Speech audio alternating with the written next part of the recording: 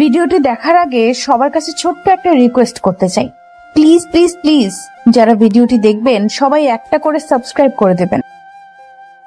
এই কুত্তা, কল ধরিস না কেন? সরি রে, ঘুমিয়েছিলাম। এবার বল, এত সকাল সকাল কল দিলি কেন? আজকে একটু তাড়াতাড়ি ক্যাম্পাসে আসিস, তোদের একটা গুড নিউজ দিব। কি গুড নিউজ? সেটা ক্যাম্পাসে এলে দেখতে পারবি। আর সানি আয়মানকেও বলে দিস তাড়াতাড়ি আসার জন্য।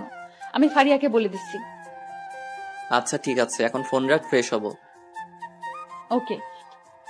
টুট টুট টুট, কলটা কেটে দিল। আমি উঠে ফ্রেশ হতে চলে গেলাম। চলেন, ফ্রেশ হতে হতে আপনাদের পরিচয়টা দিয়ে দিই। আমি জুয়েল, আপাতত স্টুডেন্ট লাইফে আছি। একটু আগে যে কল করেছিল সে আমার বেস্ট ফ্রেন্ড তন্নি। ফ্রেশ হওয়া শেষ, নাস্তা করে ক্যাম্পাসে চলে গেলাম। গিয়ে দেখি আমি ছাড়া সবাই বসে আছে। আমি যাওয়ার পরপরই তন্নি রাগ লুক নিয়ে আমাকে বলল, কি রে হারামি, তোকে আজকে একটু তাড়াতাড়ি আসতে বললাম আর তুই আজকে দেরি করে আসলি। সরি রে, রাস্তায় অনেক জ্যাম ছিল। তোর জন্য সবসময় জ্যাম থাকে, আমরা রাস্তা দিয়ে আসি না। এই হারামখোর, তুই চুপ থাক, সবসময় শুধু চামচামি করস। আচ্ছা বাদ দে না, তখন তন্নি কি বলবি তাড়াতাড়ি বল, আমরা ক্লাসে চলে যাব। আজকে কোনো ক্লাস হবে না, আজকে আমরা একটা পার্টি দিব। দেখ, এখন এগুলো করার সময় নেই, অন্যদিন করব। আগে বল তোর কি কথা আছে। দোস্ত, আমার বিয়ে ঠিক হয়ে গেছে। ছেলে অনেক বড় ব্যবসায়ী, কালকে আমাকে রিং পরিয়ে দিয়ে গেছে। তন্নির কথা শুনে আমার মাথার উপর যেন আকাশ ভেঙে পড়ল। সেই কলেজ লাইফ থেকে তন্নিকে আমি অনেক ভালোবাসি, কিন্তু ফ্রেন্ডশিপ নষ্ট হয়ে যাওয়ার ভয়ে কখনো বলতে পারিনি। আমি চেয়েছিলাম আগে নিজে নিজের পায়ে দাঁড়াই, ভালো একটা চাকরি পাই, তারপর তন্নিকে আমার মনের কথা বলবো। কিন্তু এটা কি হলো? না, আমি কিছু ভাবতে পারছি না, আমার মাথা ব্যথা করতেছে। এদিকে সানি, আইমান আর ফারিয়া তন্নিকে শুভেচ্ছা জানাচ্ছে। আমার নীরবতা দেখে তন্নি বলল, কিরে, তোর আবার কি হয়েছে? তুই খুশি হসনি? আমি তাড়াহুড়া করে বললাম, আমি অনেক খুশি হয়েছি। তাহলে তুই এভাবে চুপ করে দাঁড়িয়ে আছিস কেন? দোস্ত, তুই সত্যি বিয়েটা করবি? অবশ্যই, এর থেকে ভালো ছেলে আর কোথায় পাবো। আর তাছাড়া বিয়ের বয়সও হয়ে গেছে। চুপ করে দাঁড়িয়ে রইলাম। আচ্ছা বাদ দে তো, এখন বল বিয়ে কখন? এই তো আগামী শুক্রবার, তোরা সবাই অবশ্যই আসবি। এই নে কার্ড। এ কথা বলে আমাদের সবাইকে একটা করে কার্ড দেয়। আমার কেন জানি বুক ফেটে কান্না আসছে। মনে হচ্ছে আমার জীবন থেকে অনেক বড় কিছু একটা চলে যাচ্ছে। নিজের অজান্তেই চোখের কোণে পানি চলে আসলো। আমার এমন অবস্থা দেখে তন্নি বলল, কিরে, কি হয়েছে তোর? কাঁদতেছিস কেন? আমি তাড়াতাড়ি চোখের পানি মুছে বললাম, আরে না, এমনি। তোর বিয়ে হবে শুনে খুশিতে চোখে পানি চলে আসলো। পাগল। আচ্ছা শোন, রায়হান কল দিচ্ছে, আমি একটু বাইরে যাচ্ছি, তোরা থাক। এই রাহেনটা আবার কে? আরে তোদের দুলা ভাই। আচ্ছা থাক, পরে কথা হবে। Bye bye. তন্নি চলে গেল। আমি অভাব দৃষ্টিতে ওর চলে যাওয়ার দিকে তাকিয়ে আছি। আস্তে আস্তে চোখটা ঝাপসা হয়ে গেল, মনে হয় আবার পানি এসে জমা হয়ে গেছে। এমন সময় ফারিয়া বলল, আচ্ছা আমি ক্লাসে যাচ্ছি, তোরা কেউ যাবি? তুই যা, আমরা একটু পর আসছি। আচ্ছা ঠিক আছে। তারপর সানি আর আইমান আমার কাছে এসে বলে, কিরে, ঘটনা কি? কিসের ঘটনা? তোর চোখে পানি কেন? এমনি পানি চলে আসছে। তুই কি ভাবছিস আমরা কিছু বুঝি না? আমরা তোর বন্ধু না? এখনো সময় আছে, বলে দে তুই যে তন্নিকে ভালোবাসিস। কি সব বলছিস তোরা? দেখ, এখন নাটক করার সময় নেই। যদি সত্যি ভালোবাসিস তাহলে তাকে বলে দে, কিছু হবে না, আমরা আছি। আমি আর কিছু না বলে সোজা ক্যাম্পাস থেকে বাসায় চলে আসলাম। সোজা রুমে গিয়ে শুয়ে পড়লাম। তন্নির কথা ভাবছি আর চোখ দিয়ে পানি পড়ছে। ওর কথা ভাবতে ভাবতে কখন যে ঘুমিয়ে পড়েছি মনে নেই। ঘুম থেকে উঠে দেখি সন্ধ্যা হয়ে গেছে। সেই 11টার সময় ঘুমাইছি আর এখন সন্ধ্যা হয়ে গেছে। তন্নির কথা মাথা থেকে কিছুতেই যাচ্ছে না। এর মধ্যে আম্মু আমার রুমে আসে এবং বলে, কি রে, এই অবস্থা হয়েছে কেন তোর? কি হয়েছে আমার? চোখ মুখ লাল হয়ে আছে, দেখে মনে হচ্ছে তুই কান্না করছিস। আরে পাগল নাকি, আমি কেন কান্না করব? অসময়ে ঘুমাইছি তাই হয়তো চোখটা লাল হয়ে আছে। পানি দিলে ঠিক হয়ে যাবে। আচ্ছা ঠিক আছে, ফ্রেশ হয়ে আয়, আমি চা নিয়ে আসতেছি। এরপর ফ্রেশ হয়ে চা খেয়ে ছাদে চলে গেলাম। এক কোণে গিয়ে বসলাম আর 4টার দিকে তাকিয়ে আছি। মনের মধ্যে শুধু তন্নির সাথে কাটানোর সময়গুলো উকি দিচ্ছে। খুব ইচ্ছে করছে চিৎকার দিয়ে বলি, তন্নি আমি তোকে ভালোবাসি, অনেক ভালোবাসি, কিন্তু পারছি না। মনের মধ্যে অজানা একটা ভয় চেপে ধরেছে। একটু পর দেখলাম তন্নি কল করছে। কলটা ধরতে ইচ্ছে করছে না, কয়েকবার দেওয়ার পর রিসিভ করলাম। কিরে, তুই কল ধরিস না কেন? একটু ব্যস্ত ছিলাম, কি বলবি বল। শোন না দোস্ত, কালকে আমরা শপিং করতে যাব, তুইও আমাদের সাথে যাবি। সরি, আমি পারবো না, তুই সানি বা আইমানকে নিয়ে যা। তাছাড়া ফারিয়া তো তোর সাথে আছেই। না, ওরা কেউ যাবে না, প্লিজ তুই চল। দেখ, আমার একটু কাজ আছে, আমি যেতে পারবো না। আমি এত কিছু বুঝি না, তুই যাবি। এরপর সে কলটা কেটে দিল। এমনিতে ওর জন্য অনেক কষ্ট হচ্ছে, এর মধ্যে যদি শপিং এ যাই তাহলে আমার মাথা আরো খারাপ হয়ে যাবে। না, কিছুই মাথায় ঢুকছে না, যা হওয়ার তা পরে হবে। আমি কালকেই তন্নিকে আমার মনের কথা বলে দিব। পরের দিন ঘুম ভাঙলো তন্নির কলে। মোবাইল হাতে নিয়ে দেখে 22টা কল দিছে। তাড়াতাড়ি উঠে ফ্রেশ হয়ে তন্নিকে একটা টেক্সট পাঠালাম যে আমি আসছি। সারাদিন তন্নির সাথে শপিং করলাম, কথাগুলো বলতে চেয়েও পারলাম না, কেমন জানি অস্বস্তি লাগছে। তন্নির দিকে খেয়াল করে দেখলাম ও অনেক খুশি। এখন কথাগুলো কিভাবে বলবো, যদি ফ্রেন্ডশিপ নষ্ট করে ফেলে। আমি আর কিছু না ভেবে সোজা বাসায় চলে আসলাম। চিন্তা করলাম এখানে আর থাকবো না, তন্নিকে চোখের সামনে অন্য কারো হতে দিতে পারবো না। মনে মনে সিদ্ধান্ত নিলাম তন্নিকে সব কথা খুলে বলবো। যদি সে রাজি হয় তাহলে এখানেই থেকে যাব, আর যদি রাজি না হয় তাহলে দেশের বাইরে চলে যাব। তাড়াতাড়ি করে আম্মুর কাছে গেলাম, গিয়ে বললাম, আম্মু আমি বাইরে চলে যাব, এখানে আর পড়ালেখা করব না। তুই না বলেছিলি এখানে তুই বন্ধুদের সাথে থাকবি, বাইরে যাবি না? সেটা আগে বলেছিলাম, এখন আমি আর দেশে থাকবো না। তুমি আব্বুকে ভিসা প্রসেসিং করতে বলো, আমি শুক্রবারের আগে চলে যাব। এত তাড়াতাড়ি কি হবে, সময় লাগবে। এত কিছু আমি জানি না, আমি শুক্রবারের আগে যেতে চাই। আচ্ছা তোরা আব্বু বাসায় আসুক। আমি আর কিছু না বলে সোজা নিজের রুমে চলে গেলাম। বসে বসে ভাবতে লাগলাম তন্নিকে আমাকে মেনে নিবে, নাকি আমাদের বন্ধুত্বটা নষ্ট করে দিবে। যেটা হবে হোক, আমি বলবোই। এইভাবে 2 দিন চলে গেল। তন্নির বিয়ের তারিখটাও চলে আসলো। বৃহস্পতিবার বিকেলবেলা সানি আর আইমান আমাদের বাসায় এসে বসে আছে, কারণ একসাথে তন্নির হলুদে যাবে। আমার মোবাইল বন্ধ দেখে বাসায় চলে আসছে, আমিও গেলাম। দেখলাম ওরা বাবার সাথে কি যেন আলাপ করতেছে।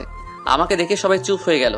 এরপর বাবা আমাকে বলল, তন্নির বিয়ে আগে বলতি, তোর ফ্লাইট কয়েকদিন পরে করতাম। আমি কিছু না বলে উঠে চলে যাচ্ছিলাম, এমন সময় বাবা বলে, শোন, কোথায় যাচ্ছিস? বাবা ওদের সাথে যাচ্ছি। আচ্ছা, যেখানেই যা তাড়াতাড়ি আসিস। আজ রাত 9টায় তোর ফ্লাইট, কথাটা যেন মাথায় থাকে। সানিয়া রাইমান আমাদের কথা শুনে হা করে দাঁড়িয়ে আছে। হয়তো ভাবছে এত অল্প সময়ের ভিতরে কিভাবে কি করলাম, এবং ওদের না জানিয়ে। এরপর আমি উঠে রেডি হয়ে ওদের সাথে তন্নির বাসায় চলে গেলাম। ওখানে যাওয়ার পর আমাদের আরো অনেকগুলো বন্ধুকে দেখলাম। সানিয়া রাইমান ব্যস্ত হয়ে গেছে, আমি একপাশে গিয়ে বসে আছি আর তন্নিকে খুঁজতেছি, কিন্তু দেখতেছি না, মনে হয় সাজতেছে। একটু পর তন্নি বের হয়ে আসলো, সাথে আরো কতগুলো মেয়ে সহ। আজকে তাকে অনেক সুন্দর লাগছে, যে কেউ দেখলেই প্রেমে পড়ে যাবে। আমারও আর ব্যতিক্রম কিছু হলো না, ওর দিকে হা করে তাকিয়ে আছি। একটু পর তার ধাক্কায় বাস্তবে ফিরে এলাম। কিরে, এইভাবে হা করে কি দেখছিস? কিছু না তন্নি, তোর সাথে আমার কিছু সিরিয়াস কথা আছে। কি কথা বল। এখানে না, ছাদে চল। এখন ছাদে যাব? আচ্ছা ঠিক আছে, চল। তারপর আমি আর তন্নি ছাদে গেলাম। গিয়ে আমি চুপচাপ দাঁড়িয়ে রইলাম। আমার নীরবতা দেখে তন্নি বলল, কিরে চুপ কেন, কি বলবি তাড়াতাড়ি বল, আমার নিচে অনেক কাজ আছে। তন্নি, তোকে আমি ভালোবাসি, সেই যেদিন তোকে প্রথম দেখেছিলাম সেদিন থেকে। তোর আমার ফ্রেন্ডশিপ নষ্ট হয়ে যাওয়ার ভয়ে আমি এতদিন কিছু বলিনি। দেখ, এখন মজা করার সময় না, কি বলবি বল, আমি নিচে চলে যাচ্ছি। তন্নি, বিশ্বাস কর, আমি সত্যি তোকে অনেক ভালোবাসি। দেখ, ফাইজলামি বন্ধ কর, নাটক দেখে দেখে তুইও নাটক শুরু করে দিয়েছিস। আমি সত্যি তোকে অনেক ভালোবাসি তন্নি, তোকে ছাড়া আমি আমার জীবন কল্পনা করতে পারি না রে। প্লিজ তুই বিয়েটা বন্ধ করে দে। দেখ, তোর ড্রামা বন্ধ কর, কালকে আমার বিয়ে আর তুই বলছিস বিয়ে বন্ধ করতে। ছি, তুই এত নিচু আগে জানতাম না, তুই জাস্ট আমার ফ্রেন্ড, এর থেকে বেশি কিছু না। আমি তোকে অনেকবার বলতে চেয়েও পারিনি, আমি সত্যি বলছি, আমি তোকে অনেক ভালোবাসি। এই কথা বলে আমি তন্নির গালে একটা কিস বসিয়ে দেই, আর সে রাগীভাবে আমার দিকে তাকিয়ে অনেক জোরে একটা ধাক্কা বন্ধ করে দিলাম। তামান্নার দিকে তাকাতেই দেখলাম তামান্না কার সাথে যেন ফোনে কথা বলছিল। আমাকে দেখে ফোনটা রেখে দিল আর চুপচাপ বসে রইল। আমি গিয়ে ওর সামনে দাঁড়ালাম, ভাবছি সে হয়তো আমাকে সালাম করবে। অনেকক্ষণ দাঁড়িয়ে থাকার পরও দেখলাম সে বসে আছে। আমি মনে করছি আমি জুনিয়র, তাই হয়তো আমাকে সালাম করতে লজ্জা লাগছে, বা করবে না, যা করা লাগবে না, একটা সালামে কিছু যায় আসে না। আমি গিয়ে খাটের উপর বসলাম, তখন তামান্না বলল, তোর সাথে আমার কিছু কথা আছে। বাহ, শুরুতেই তুই? আমি বললাম, কি কথা বলেন। আমি তোকে স্বামী হিসেবে মানতে পারবো না। মুহূর্তে যেন আমার পায়ের নিচ থেকে মাটি সরে গেল। নিজেকে শক্ত করে বললাম, কেন পারবে না? আর সে কথা বিয়ের আগে বলেননি কেন? বলিনি কারণ আম্মুর কথার উপরে আমি কোনো কথা বলতে পারবো না। তাছাড়া বাবা অসুস্থ, এখন যদি বিয়েটা না করি তাহলে বাবা হয়তো আরো বেশি অসুস্থ হয়ে যাবে। আপনার মা বাবার কথা চিন্তা করে আমার লাইফটা নষ্ট করে দিলেন কেন? আপনার যদি বিয়েতে মত না থাকতো আপনার বাবা মাকে বলতেন। বলে কোনো লাভ হবে না, ওরা আমার কোনো কথাই শুনবে না। তাহলে আমাকে বলতেন, আমি আম্মুকে বলে দিতাম যে আমার আপনাকে পছন্দ হয়নি। আমি রিয়াদকে অনেকবার বলেছি পালিয়ে যাওয়ার জন্য, কিন্তু ও এখন নাকি কিছু করতে পারবে না, কিছুদিন সময় লাগবে। এখন আবার এই রিয়াদটাকে? আমার বয়ফ্রেন্ড। তো এখন কি চান আপনি? আমি এখন আপনার জন্য কি করতে পারি? ডিভোর্স। তোকে আমাকে ডিভোর্স দিয়ে দিতে হবে। ডিভোর্স তো আর বললেই হয়ে যাবে না, কমপক্ষে 6 মাস তো আমাদের একসাথে থাকতেই হবে। কি 6 মাস? তোকে আমার 1 সেকেন্ডও সহ্য হয় না। ডিভোর্স পেতে হলে 6 মাস সহ্য করতেই হবে। আচ্ছা ঠিক আছে, আর একটা কথা। কি? এই 6 মাস আমার উপর কোনোভাবে স্বামীর অধিকার খাটাতে আসবে না। ওকে, কিন্তু এই 6 মাস সবার সামনে অন্তত বউয়ের মতো থাকবেন। মা যদি জানতে পারে অনেক কষ্ট পাবে, আর আমি মায়ের কষ্ট সহ্য করতে পারি না। আচ্ছা ঠিক আছে। তারপর আমি রুম থেকে চলে যাচ্ছিলাম, এমন সময় আবারও তামান্না বলল, আই কই যাস? বাহিরে যাই। এখানে থেকে কি করব? না, তুই বাইরে যাবি না। কেন? বাইরে গেলে সবাই সবকিছু বুঝতে পারবে। বাহ, বুদ্ধি আছে দেখছি। এরপর আমি খাটে ঘুমাতে যাব, এমন সময় তামান্না আবারও চিৎকার দিয়ে বলল, আই কি করছিস? কেন ঘুমাবো না? তো খাটে কেন? তাহলে কোথায় ঘুমাবো? তুই খাটে ঘুমাতে পারবি না, সোফায় ঘুমা। কেন? খাটে ঘুমালে সমস্যা কি? বললাম না তোকে স্বামী হিসেবে মানি না, তাহলে এক খাটে দুজনে ঘুমাবো কেন? আমি আর কিছু না বলে একটা বালিশ সোফায় রেখে বারান্দায় চলে গেলাম। ভাবতে লাগলাম কোন অপরাধের কারণে আল্লাহ এত শাস্তি দিচ্ছে আমাকে। বাহিরে তাকিয়ে দেখি সবাই ব্যস্ত, বাবুর্চিটা এদিক ওদিক ঘোরাঘুরি করছে, আম্মুও সবার সাথে বসে গল্প করছে। কিছুক্ষণ দাঁড়িয়ে থেকে আমার রুমে চলে আসলাম, দেখলাম তামান্না কার সাথে যেন ফোনে কথা বলছে। আমাকে দেখে আবারও ফোনটা রেখে দিল। আমি লাইট বন্ধ করে ঘুমাতে যাব, এমন সময় আবারও তামান্না বলল, কিরে লাইট অফ করছিস কেন? তো লাইট জ্বালিয়ে কেউ ঘুমায় নাকি? আমি তোকে বিশ্বাস করতে পারছি না, তুই লাইট দে। দূর, এই ঘরেই থাকবো না। এই কই যাস? জাহান্নামে। আপনি তো আমাকে বিশ্বাস করছেন না, এখানে থেকে কি করব? আচ্ছা ডিম লাইট জ্বালিয়ে রাখ। আমি আর কিছু না বলে ড্রিম লাইটটা জ্বালিয়ে ঘুমিয়ে গেলাম। সকালে ঘুম ভাঙবে তামান্নার মায়াবী মুখটা দেখে। আহা কি সুন্দর লাগছে দেখে, মনে হচ্ছে নিষ্পাপ একটা শিশু ঘুমাচ্ছে। হুমায়ুন আহমেদ বলেছিল, যে মেয়েকে ঘুমন্ত অবস্থায় সুন্দর দেখায় সেই প্রকৃত সুন্দরী। তামান্নাও সেই হুমায়ুন আহমেদের অজানা সুন্দরী পরী। কিছুক্ষণ তাকিয়ে থাকার পর ওর ঘুমটা ভেঙে যায়। আমাকে দেখার আগে আমি আবারও ঘুমিয়ে থাকার ভান করলাম। তামান্না উঠে ফ্রেশ হতে চলে গেল, আমিও উঠে নাস্তা করে বাহিরে চলে গেলাম। সানি আইমানকে গতকাল রাতের সব ঘটনা খুলে বললাম। সত্যি তামান্না তোর কাছে ডিভোর্স চাইছে? তো আমি কি মিথ্যা বলতেছি? তো এখন কি করবি? দেখা যাক, ডিভোর্স দেওয়া ছাড়া কোনো অপশন নাই। তোদের পরিচিত কোনো উকিল আছে? আমার কাকা আছে। আচ্ছা, আমি তোকে সব কাগজপত্র দিব, তুই তোর কাকার সাথে কথা বলে রাখ। ওকে চল, এখন মন খারাপ করে বসে থেকে লাভ নেই, একটু ঘুরে আসি। ঠিক বলছিস। আচ্ছা ঠিক আছে, চল তাইলে। সারাদিন ওদের সাথে ঘোরাঘুরি করে রাত 9টায় বাসায় আসলাম, দেখি আব্বু আম্মু সবাই রেগে আগুন হয়ে আছে। কি রে, তুই সারাদিন কোথায় ছিলি? এই তো সানিয়া রাইমানের সাথে। মোবাইল ধরছিস না কেন? সাইলেন্ট ছিল। তোর মধ্যে কোনো সেন্স নেই? বাসায় নতুন বউ রেখে বাইরে ঘুরতে লজ্জা করে না? এমন বউ দিয়েছো যে আমার লাইফটা শেষ করে দিল। কি বললি? না কিছু না। খেতে আয়। খাবো না, বাইরে থেকে খেয়ে আসছি। আর কোনো কথা না বলে সোজা রুমে চলে গেলাম। গিয়ে দেখি তামান্না কার সাথে যেন ফোনে কথা বলছে। আমাকে দেখে ফোনটা রেখে দিল। ও এইসব কাণ্ড দেখে মাথায় পুরো রক্ত উঠে গেল। ও আমাকে দেখে বলল, এই ডিভোর্সের ব্যাপারে কিছু করলি? উকিলের সাথে কথা হইছে, অন্তত 6 মাস একসাথে থাকতে। তোকে তো আমার 1 সেকেন্ডও সহ্য হয় না। না হলে এখানে আছেন কেন? চলে যান এখান থেকে। এতই যখন তারা বিয়ে করেছিলেন কেন? তোকে বিয়ে করতে আমার বইয়ে গেছে, নিজেকে কখনো আয়নায় দেখেছিস? ওর সাথে আমার যায়? ভদ্রভাবে কথা বলুন, এটা আমার বাসা, আপনার নয়। তোর বাসা থেকে আমাকে ধমকাচ্ছিস? লজ্জা হওয়া উচিত তোর। দূরবাল, ভালো লাগে না। কেন যে ফালতু মেয়েকে বিয়ে করতে গেলাম কে জানে।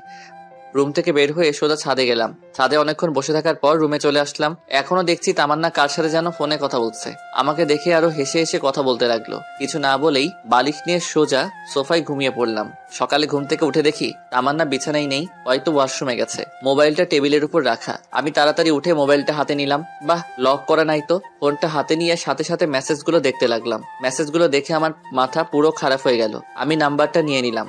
দরজার আওয়াজ শুনে মনে হচ্ছে তামান্না আসছে। আমি ফোনটা রেখে তাড়াতাড়ি করে বাহিরে চলে গেলাম। এভাবেই তামান্না আর আমার দিনগুলো যেতে লাগলো। আমি কলেজে যাওয়া শুরু করলাম। পরের দিন থেকে তামান্নাও যায়। আম্মু বলেছে দুজনকে একসাথে যাওয়ার জন্য, কিন্তু তামান্না আমাকে পার্সোনালি নিষেধ করেছে।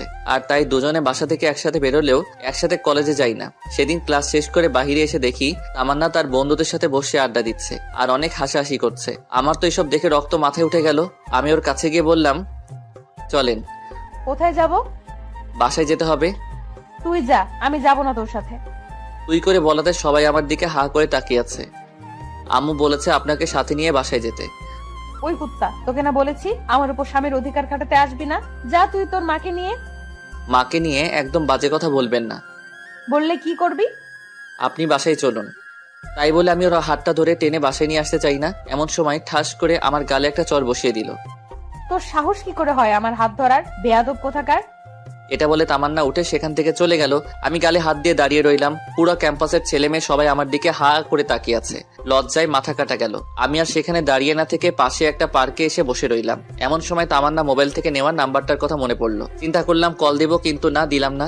নাম্বারটা সেভ করে নিলাম। নাম্বারটা সেভ করার সাথে সাথে ইমো অ্যাকাউন্ট চলে আসলো। তারপর ইমো অ্যাকাউন্টের প্রোফাইলে গিয়ে ছেলেটার ছবি দেখলাম। একটু হ্যান্ডসাম ছেলে, একটা বাইকের উপর বসে আছে। মনে হয় এই ছেলের সাথে তামান্নার রিলেশন চলছে। ছেলেটাকে দেখে আমার কেমন যেন মনে হলো প্লে বয়। আমি ছবিটা নিয়ে আমি আমার বন্ধুদের গ্রুপে ছবিটা দিয়ে দিলাম আর বললাম, যদি কেউ এই ছেলেকে কোথাও দেখে থাকেন তাহলে যেন সাথে সাথে আমাকে কল করে। তারপর সেখানে আরো কিছুক্ষণ থাকার পর বাসায় চলে গেলাম। বাসায় আসার সাথে সাথে আম্মু ঠাস করে একটা চর বসিয়ে দিল। আমি আবুলের মতো দাঁড়িয়ে রইলাম। মারলে কেন? বেশ করেছি, তোকে আরো মারা উচিত। কেন, কি করেছি আমি? লজ্জা করে না তোর বউ থাকা সত্ত্বেও অন্য একটা মেয়েকে নিয়ে পার্কে ঘুরতে যাস? মানে কে তোমাকে এসব কথা বলেছে? তোকে একটা মেয়ের সাথে দেখিনি? তামান্না তোকে নিষেধ করার জন্য তুই সবার সামনে তামান্নাকে চর মারিসনি? এ কথা শুনে তো আমার মাথা আকাশ ভেঙে পড়বে। আম্মু, আমার কথাটা শোনো। তুই কোনো কথা বলবি না, আর আমাকে আম্মু বলে ডাকবি না। আমি কখনো চিন্তাও করতে পারিনি যে তুই এত খারাপ হয়ে যাবি। আম্মু, এসব মিথ্যা। আমি জানি না, তুই আমার চোখের সামনে থেকে চলে যা, তোকে যেন আর না দেখি। তোর কার মুখ দেখে যে সকালে ঘুম থেকে উঠলাম। এমনি সকাল থেকে আমার সাথে যা যা ঘটছে, এদিকে আম্মু আমাকে বিশ্বাস করছে না। ব্যাগটা ঘাড়ে নিয়ে বাইরে চলে গেলাম। বাইরে এসে একটা জায়গায় বসে রইলাম। অনেক রাত হয়ে গেছে, কি করব কিছু বুঝতে পারছি না। রাতে বাসায় না গিয়ে সানির বাসায় চলে গেলাম। কি রে, রাতের বেলায় তুই এখানে? কেন, সমস্যা হচ্ছে নাকি? সমস্যা হলে বলে দিয়ে চলে যাই। আরে ধুর, সমস্যা হবে কেন? তোকে তো কোনোদিন ভুলেও বাসায় নিয়ে আসা যায় না। আজকে এভাবে চলে আসলি তাই বললাম আর কি। আচ্ছা বাদ দে, ভেতরে আয়। তারপর আমি সানির মা বাবাকে সালাম দিয়ে ভেতরে গিয়ে ব্যাগটা রেখে ফ্রেশ হলাম। ফ্রেশ হয়ে এসে দেখি বাবা বারবার কল দিচ্ছিল। আমি ফোনটা কেটে দিয়ে সুইচ অফ করে রাখলাম। একটু পর সানির মা এসে খাবার জন্য রেখে গেল। তারপর খাওয়া দাওয়া শেষ করে রুমে চলে আসলাম। এবার সানি বলল, এবার বলতো কাহিনীটা কি? তারপর আমি সানিকে সবকিছু খুলে বললাম। আমার কথাগুলো শুনে সানি বলল, আচ্ছা তাহলে এই ঘটনা। আচ্ছা, তো কাকার সাথে ডিভোর্সের ব্যাপারে কথা বলেছিস? কিছুদিনের মধ্যে কাগজপত্র চলে আসবে। তুই একটু বলে সবকিছু তাড়াতাড়ি করতে বলতো। আচ্ছা ঠিক আছে। তারপর সানির সাথে ঘুমিয়ে পড়লাম। পরের দিন সানিদের বাসা থেকে সরাসরি কলেজে চলে গেলাম। ক্লাস করতে ভালো লাগছে না, তাই বাহিরে এসে আমি, সানি আর আইমান গাছতলায় বসে আছি। দেখলাম তামান্না একটা ছেলের সাথে বাইকে করে কলেজে আসছে। বাইক থেকে নেমে ছেলেটার হাত ধরে উপরে যেতে লাগলো। দেখে আমার মাথা খারাপ হয়ে গেল, কারণ সে তো এখনো আমার বউ। আমি তো এখনো ডিভোর্স দেইনি। ডিভোর্স হওয়ার পর সে যা খুশি তাই করুক, কিন্তু এখন কেন এসব করতে হবে? রাগে আমার শরীরের লোমগুলো দাঁড়িয়ে গেল। আমি সেখান থেকে উঠে তামান্নার দিকে যেতে লাগলাম। কি রে, কই যাস? এই তো একটু আসছি। দাঁড়া, আমরাও আসছি। ওকে। তারপর সবাই একসাথে তামান্নার কাছে গেলাম। তামান্নার কাছে গিয়ে বললাম, কি ব্যাপার, আপনি এই ছেলের হাত ধরে আছেন কেন? আমি কার হাত ধরবো না ধরবো সেটা আমার ব্যাপার, তোর কি? অবশ্যই আমার সমস্যা। ভুলে যাবেন না, এখনো আপনি আমার স্ত্রী। তোকে আমি স্বামী হিসেবে মানি না। তোকে বলেছি না আমার উপর স্বামীর অধিকার খাটাতে আসবি না। আপনি না মানলেও আমার কিছু করার নেই, কারণ আপনি এখনো আমার স্ত্রী। আমাদের এখনো ডিভোর্স হয়নি। আমি যা বলবো আপনাকে তাই শুনতে হবে। যদি না চলি কি করবি? দেখবেন কি করতে পারি। দেখা তুই কি করতে পারবি। তাই বলে আমি তামান্নার দিকে আস্তে আস্তে এগোতে লাগলাম, আর সে পিছাতে লাগলো। আমি তার কাছে গিয়ে তামান্নার পাশে থাকার ছেলেটাকে একটা ঘুষি মারি। আমার কর্মকাণ্ড দেখে সবাই হা করে তাকিয়ে আছে। ছেলেটার কলার চেপে ধরলাম। এই শালারপু, কি নাম তো? লজ্জা করে না অন্যের বউয়ের সাথে প্রেম করতে? তুই জানিস আমি কে? তুই আমেরিকার প্রেসিডেন্ট হলেও আমার দেখার টাইম নাই। তোকে যদি আর একবার তামান্নার সাথে দেখি তাহলে তোর খবর আছে। তুই আমার গায়ে হাত তুলছিস না? দেখ তোর কি হাল করি। তাই বলে পকেট থেকে ফোনটা বের করে কাকে যেন ফোন করতে গেল, তখন আমি ওর হাত থেকে মোবাইলটা কেড়ে নিয়ে একটা আছাড় মেরে ভেঙে ফেললাম। তারপর আরো একটা ঘুষি মারলাম। এবার ওর ঠোঁট কেটে রক্ত বেরোতে লাগলো। সানিয়া রাইমান আমাকে সেখান থেকে টেনে নিয়ে গেল। তামান্না আমায় রেগে যাওয়া দেখে ভয়ে কাঁপতে লাগলো। সানিয়া রাইমানের সাথে নিচে চলে আসলাম। তারপর কলেজের পিছনে গিয়ে অনেকক্ষণ বসে রইলাম। কিছুই ভালো লাগছে না, কলেজ ছুটি হয়ে গেছে। সানিয়া, আমি আর রাইমান বসে রইলাম। অনেকক্ষণ পর আমরাও উঠে হাঁটা দিলাম। পরে সানিয়া রাইমানের থেকে বিদায় নিয়ে বাসার দিকে রওনা দিলাম। ওরাও ওদের বাসায় চলে গেল। দুপুরবেলা রাস্তায় মানুষজন খুব একটা বেশি নেই, একেবারে নেই বললেই চলে। খেয়াল করলাম দুইটা ছেলে সিগারেট টানতে টানতে আমার পিছনে আসতে লাগলো। আর একটু সামনে যাওয়ার পর আরেকটা গলি থেকে 4 জন বেরিয়ে আসলো, দেখতে মাস্তান টাইপের। সবাই একসাথে আমার পিছু পিছু আসতে লাগলো। হঠাৎ করে একটি ছেলে পিছন থেকে আমার ঘাড়ে হাত রেখে চাপ দেয়। তাই দেখে আমি পিছনে তাকাই। আগুন আছে, সিগারেট খাবো? সরি, আমি ওসব খাই না। আইসি আমার লোক কি ছেলে, ওইসব খাই না। কি ব্যাপার, আপনাদের সমস্যা কি? আমার কোনো কথার উত্তর না দিয়ে একটা ছেলে আমার কাছে এসে আমার মুখটা চেপে ধরে, আর বাকি সবাই আমার উপর ঝাঁপিয়ে পড়ে। একা ছিলাম তাই সবার সাথে পেরে উঠতে পারিনি। ওরা সবাই অনেক বাজেভাবে আমাকে মারে। 2 জন আমার হাত ধরে রাখে, আর বাকিরা আমার গালে, বুকে, পেটে ঘোরাতে থাকে। মুখ দিয়ে রক্ত পড়ছে। আমি ওদের মার সহ্য করতে না পেরে শুয়ে পড়লাম। দেখলাম তামান্না আর ওই ছেলেটা বাইক নিয়ে আসলো। ছেলেটা সবাইকে বলল, মরে গেলে নদীতে নিয়ে গিয়ে লাস্টে ফেলে দিস। তাই বলে ওরা চলে গেল। তামান্না ছেলেটার কথা শুনে হাসতেছে। এরপর দুজনে বাইক নিয়ে চলে গেল। এমন সময় হঠাৎ করে একটা ছেলে লাঠি দিয়ে আমার মাথায় আঘাত করে। এরপর আমি সেন্সলেস হয়ে পড়ে যাই। এরপর আমার আর কিছু মনে নেই। আমার জ্ঞান ফেরার পর নিজেকে হাসপাতালে আবিষ্কার করলাম। দেখলাম আইমান আর সানি পাশে বসে আছে। এখন কেমন লাগছে? মোটামুটি ভালো। আম্মু কই? আন্টি এতক্ষণে এখানে ছিল, আমরা তাকে জোর করে বাসায় পাঠিয়ে দেই। এই 2 দিন আন্টি এখানে থেকে থেকে তিনিও অসুস্থ হয়ে গেছেন। তার মানে 2 দিন পর আমার জ্ঞান আসলো। শরীরের প্রত্যেকটা অঙ্গ ব্যথা করছে। অনেক কষ্টে উঠে বসলাম। তারপর ওদেরকে বললাম, তামান্না এসেছিল কি? একবার এসেছিল, ওর বাবা নাকি অসুস্থ, সেখানে চলে গেছে। ও আচ্ছা। তো তোর এই অবস্থা কি করে হলো? এই তুই কি বলছিস? ও ঠিক মতো কথা বলতে পারছে না, আর তুই ঘটনা জিজ্ঞেস করছিস? আচ্ছা তোরা সবাই বাসায় চল, বাসায় গিয়ে তোদের সবকিছু বলবো। এখন বাসায় যাওয়া যাবে না, ডাক্তার বলেছে তোকে হাসপাতালে আরো 2 দিন থাকতে হবে। এখানে থাকতে ভালো লাগছে না, আমাকে একটা কল দে, আজকেই এখান থেকে চলে যাব। তারপর আম্মু হাসপাতালে আসলো। আম্মু এসে আমাকে জড়িয়ে ধরে কান্নাকাটি করতে লাগলো। তারপর ডাক্তারের থেকে পারমিশন নিয়ে বাসায় চলে গেলাম। সেদিন রাতে সানিয়া রাইমান আমার সাথেই ছিল। রাতে ওদের দুজনকে সবকিছু খুলে বলি। তারপর আমি সানিকে বললাম তাড়াতাড়ি করে ডিভোর্স পেপার রেডি করতে। সেদিন রাতে 3 জন একসাথে ঘুমিয়ে পড়লাম। পরের দিন দেখি তামান্না ওর বাবার বাড়ি থেকে চলে এসেছে। আমাকে দেখে বলল, কিরে এখনো বেঁচে আছিস? আমি তো ভেবেছিলাম মারা গেছিস। রাগে আমার রক্ত গরম হয়ে গেল। সানিয়া রাইমান সবকিছু শুনে ফেলে। ওদেরকে দেখে তামান্না চোরের মতো ঘর থেকে বেরিয়ে গেল। সেদিন থেকে আমি আর ওর সাথে কথা বলি না, এমনকি আমি আমার নিজের রুমেও যাই না। অসুস্থতার জন্য কলেজে যেতে পারছি না। তামান্না ঠিকই কলেজে যাচ্ছে। ও যে কলেজে গিয়ে ঠিক কি করে তা আমি খুব ভালো করেই জানি। এভাবে আরো 1 সপ্তাহ পেরিয়ে গেল। তামান্নার আচরণ দিন দিন আরো খারাপ হতে লাগলো। একদিন সকালে ঘুরতে বের হয়েছি, এমন সময় ফাহাদের কল আসলো। কিরে, কি অবস্থা তোর? এই তো আমরা ভালো, তোর কি অবস্থা? আমারও ভালো। তো কি মনে করে ফোন করলি? দোস্ত, তুই যে একটা ছেলের ছবি দিয়েছিলি মনে আছে? তো কি হয়েছে এখন? ওই ছেলেটাকে দেখলাম পার্কে একটা মেয়ে নিয়ে বসে আছে। আরে কি বলিস, কোন পার্কে? তারপর ফাহাদ আমাকে ঠিকানা দিল। ঘড়ির দিকে তাকিয়ে দেখি 11টা বাজে। তার মানে তামান্না কি কলেজের নাম করে পার্কে ঘুরতে গেছে? কেমন যেন খারাপ লাগছে। বিয়ের পর স্বামীকে রেখে অন্য ছেলের সাথে কেউ ঘুরতে যায়, আর ছেলেটা কেমন একটা বিবাহিত মেয়েকে নিয়ে ঘুরতে যায়। অথচ মা এসব কথা শুনে আমাকে সন্দেহ করে না।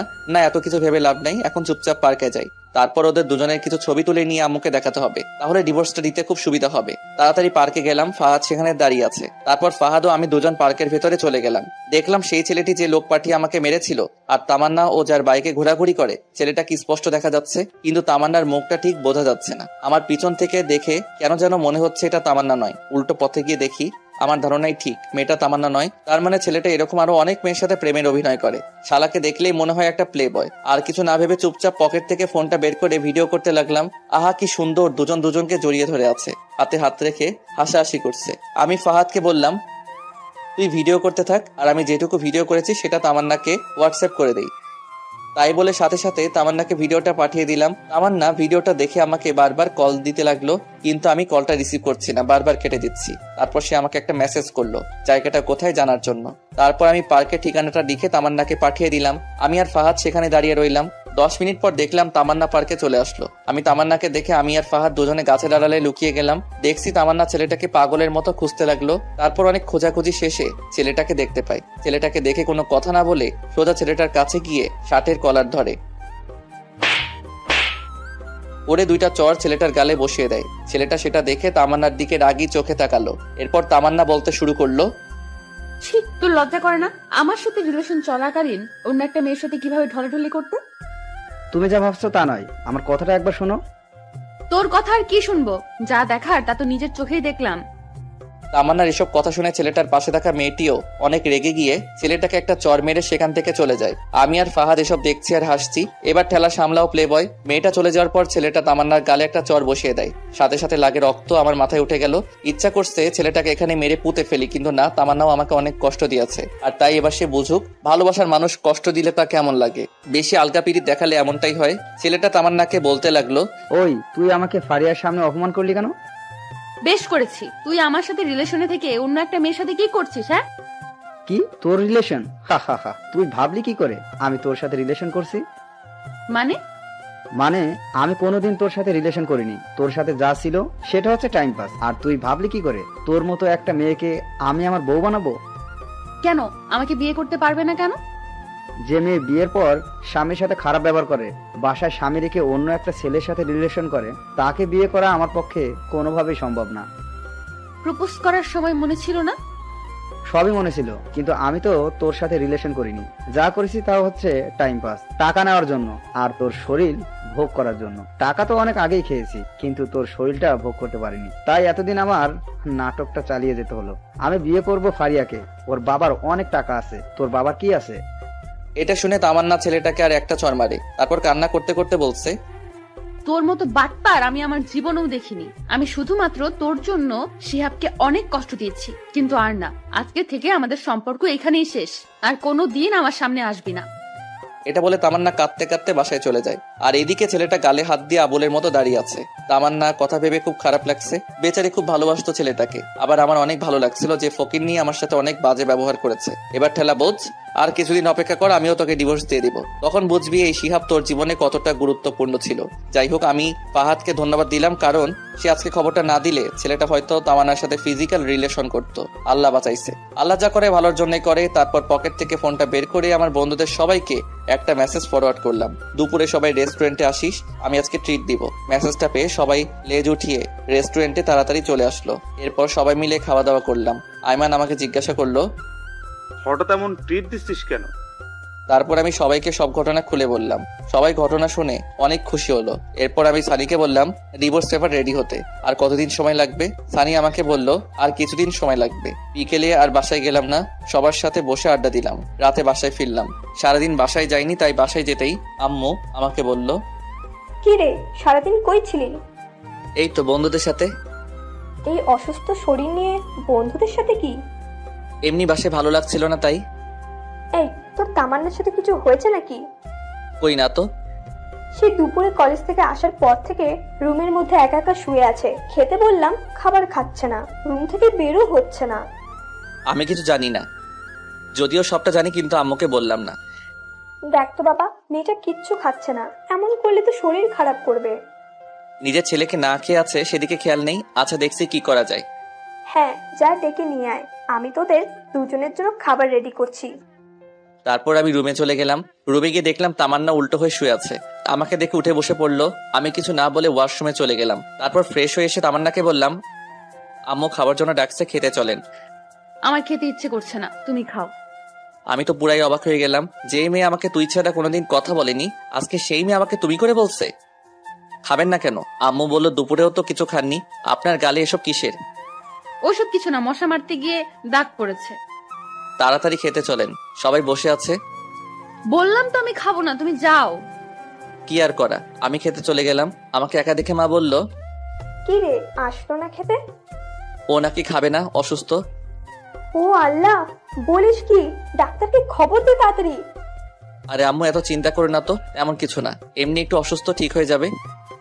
আমি আর কিছু না বলে খাবার খেয়ে রুমে যেতে লাগলাম। তখন মা বলল, বাবা শোন। আম্মু কিছু বলবে?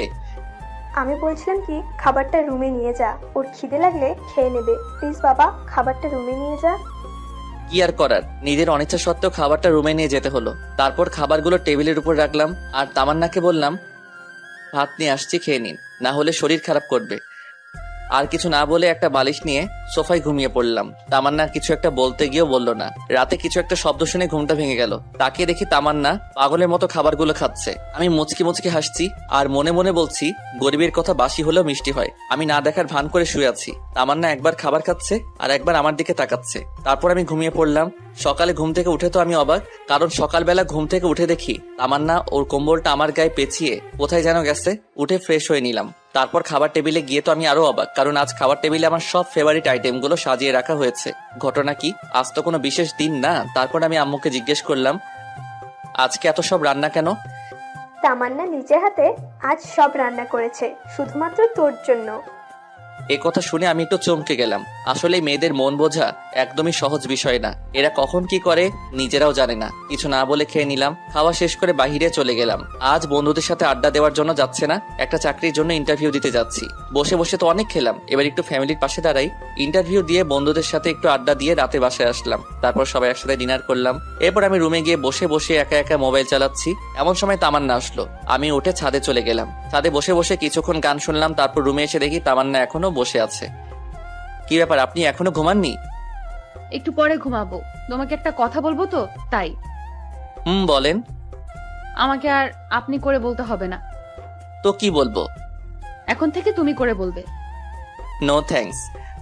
তারপর খাট থেকে বালিশ নিয়ে সোফায় ঘুমাতে যাব, এমন সময় তামান্না আবারও বলল, সোফায় না ঘুমাইলে হয় না? সোফায় না ঘুমালে কোথায় ঘুমাবো? এখন থেকে তুমি খাটে ঘুমাবে। কেন, আপনার বকা খাওয়ার জন্য নাকি চর খাওয়ার জন্য? দেখেন, আমারও একটা পার্সোনালিটি আছে।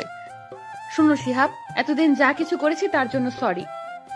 আমি আর কিছু না বলে সোফায় গিয়ে ঘুমিয়ে পড়লাম। তুই কি ভেবেছিস তোর নরম নরম মিষ্টি কথায় আমি পটে যাব? তুই এখনো শিয়াবকে চিনিসনি। আমি তোকে অনেক ভালোবাসতাম, কিন্তু আমি যখনই তোর কাছে যেতাম তখনই অপমান ছাড়া আর কিছু পাইনি। যাক, এত কিছু ভেবে লাভ নেই, ঘুমিয়ে পড়ি। রাতে কারো গোঙানির শব্দে ঘুমটা ভেঙে গেল। ড্রিম লাইটের আলোয় রুমের মধ্যে সবকিছু একটু একটু দেখা যাচ্ছে। দেখলাম তামান্না শুয়ে শুয়ে কান্না করছে। ও কান্না করুক, তাতে আমার কি? আমি বালিশটা কানের উপর চাপা দিয়ে ঘুমিয়ে পড়লাম। সকালবেলা কারো নরম হাতের স্পর্শে ঘুমটা ভেঙে গেল। হালকা চোখ খুলে দেখি তামান্না আমার মাথায় হাত বুলাচ্ছে। আমিও না বোঝার ভান করে ঘুমিয়ে আছি। একটু পর সে উঠে গোসল করতে চলে গেল। গোসল করে এসে আমাকে ডাকতে লাগলো। ঘুম থেকে উঠে আমিও ফ্রেশ হয়ে নিলাম। সকালবেলা নাস্তা করে শুয়ে শুয়ে ফেসবুকিং করছি। এমন সময় আইমান কল দিয়ে বলল, দোস্ত, তোর চাকরিটা হয়ে গেছে। আমি খবরটা শুনে অনেক খুশি হয়ে গেলাম। যাক, এতদিন একটু পরিবারের পাশে দাঁড়াতে পারবো। আব্বু আম্মু দুজনকে খবরটা দিলাম। দুজনেই বেশ খুশি। তামান্নাকে কিছুই বললাম না। তারপর সানিয়া রাইমানের সাথে আড্ডা দিয়ে রাতে বাসায় ফিরলাম। বাসায় ফিরতেই তামান্না আমাকে বলল, কংগ্রেচুলেশন। কংগ্রাচুলেশন কেন? নতুন চাকরি পেয়েছো তাই। ও আচ্ছা, ধন্যবাদ। পরের দিন সকালে ঘুম থেকে উঠে নাস্তা করে রেডি হয়ে অফিসে চলে গেলাম।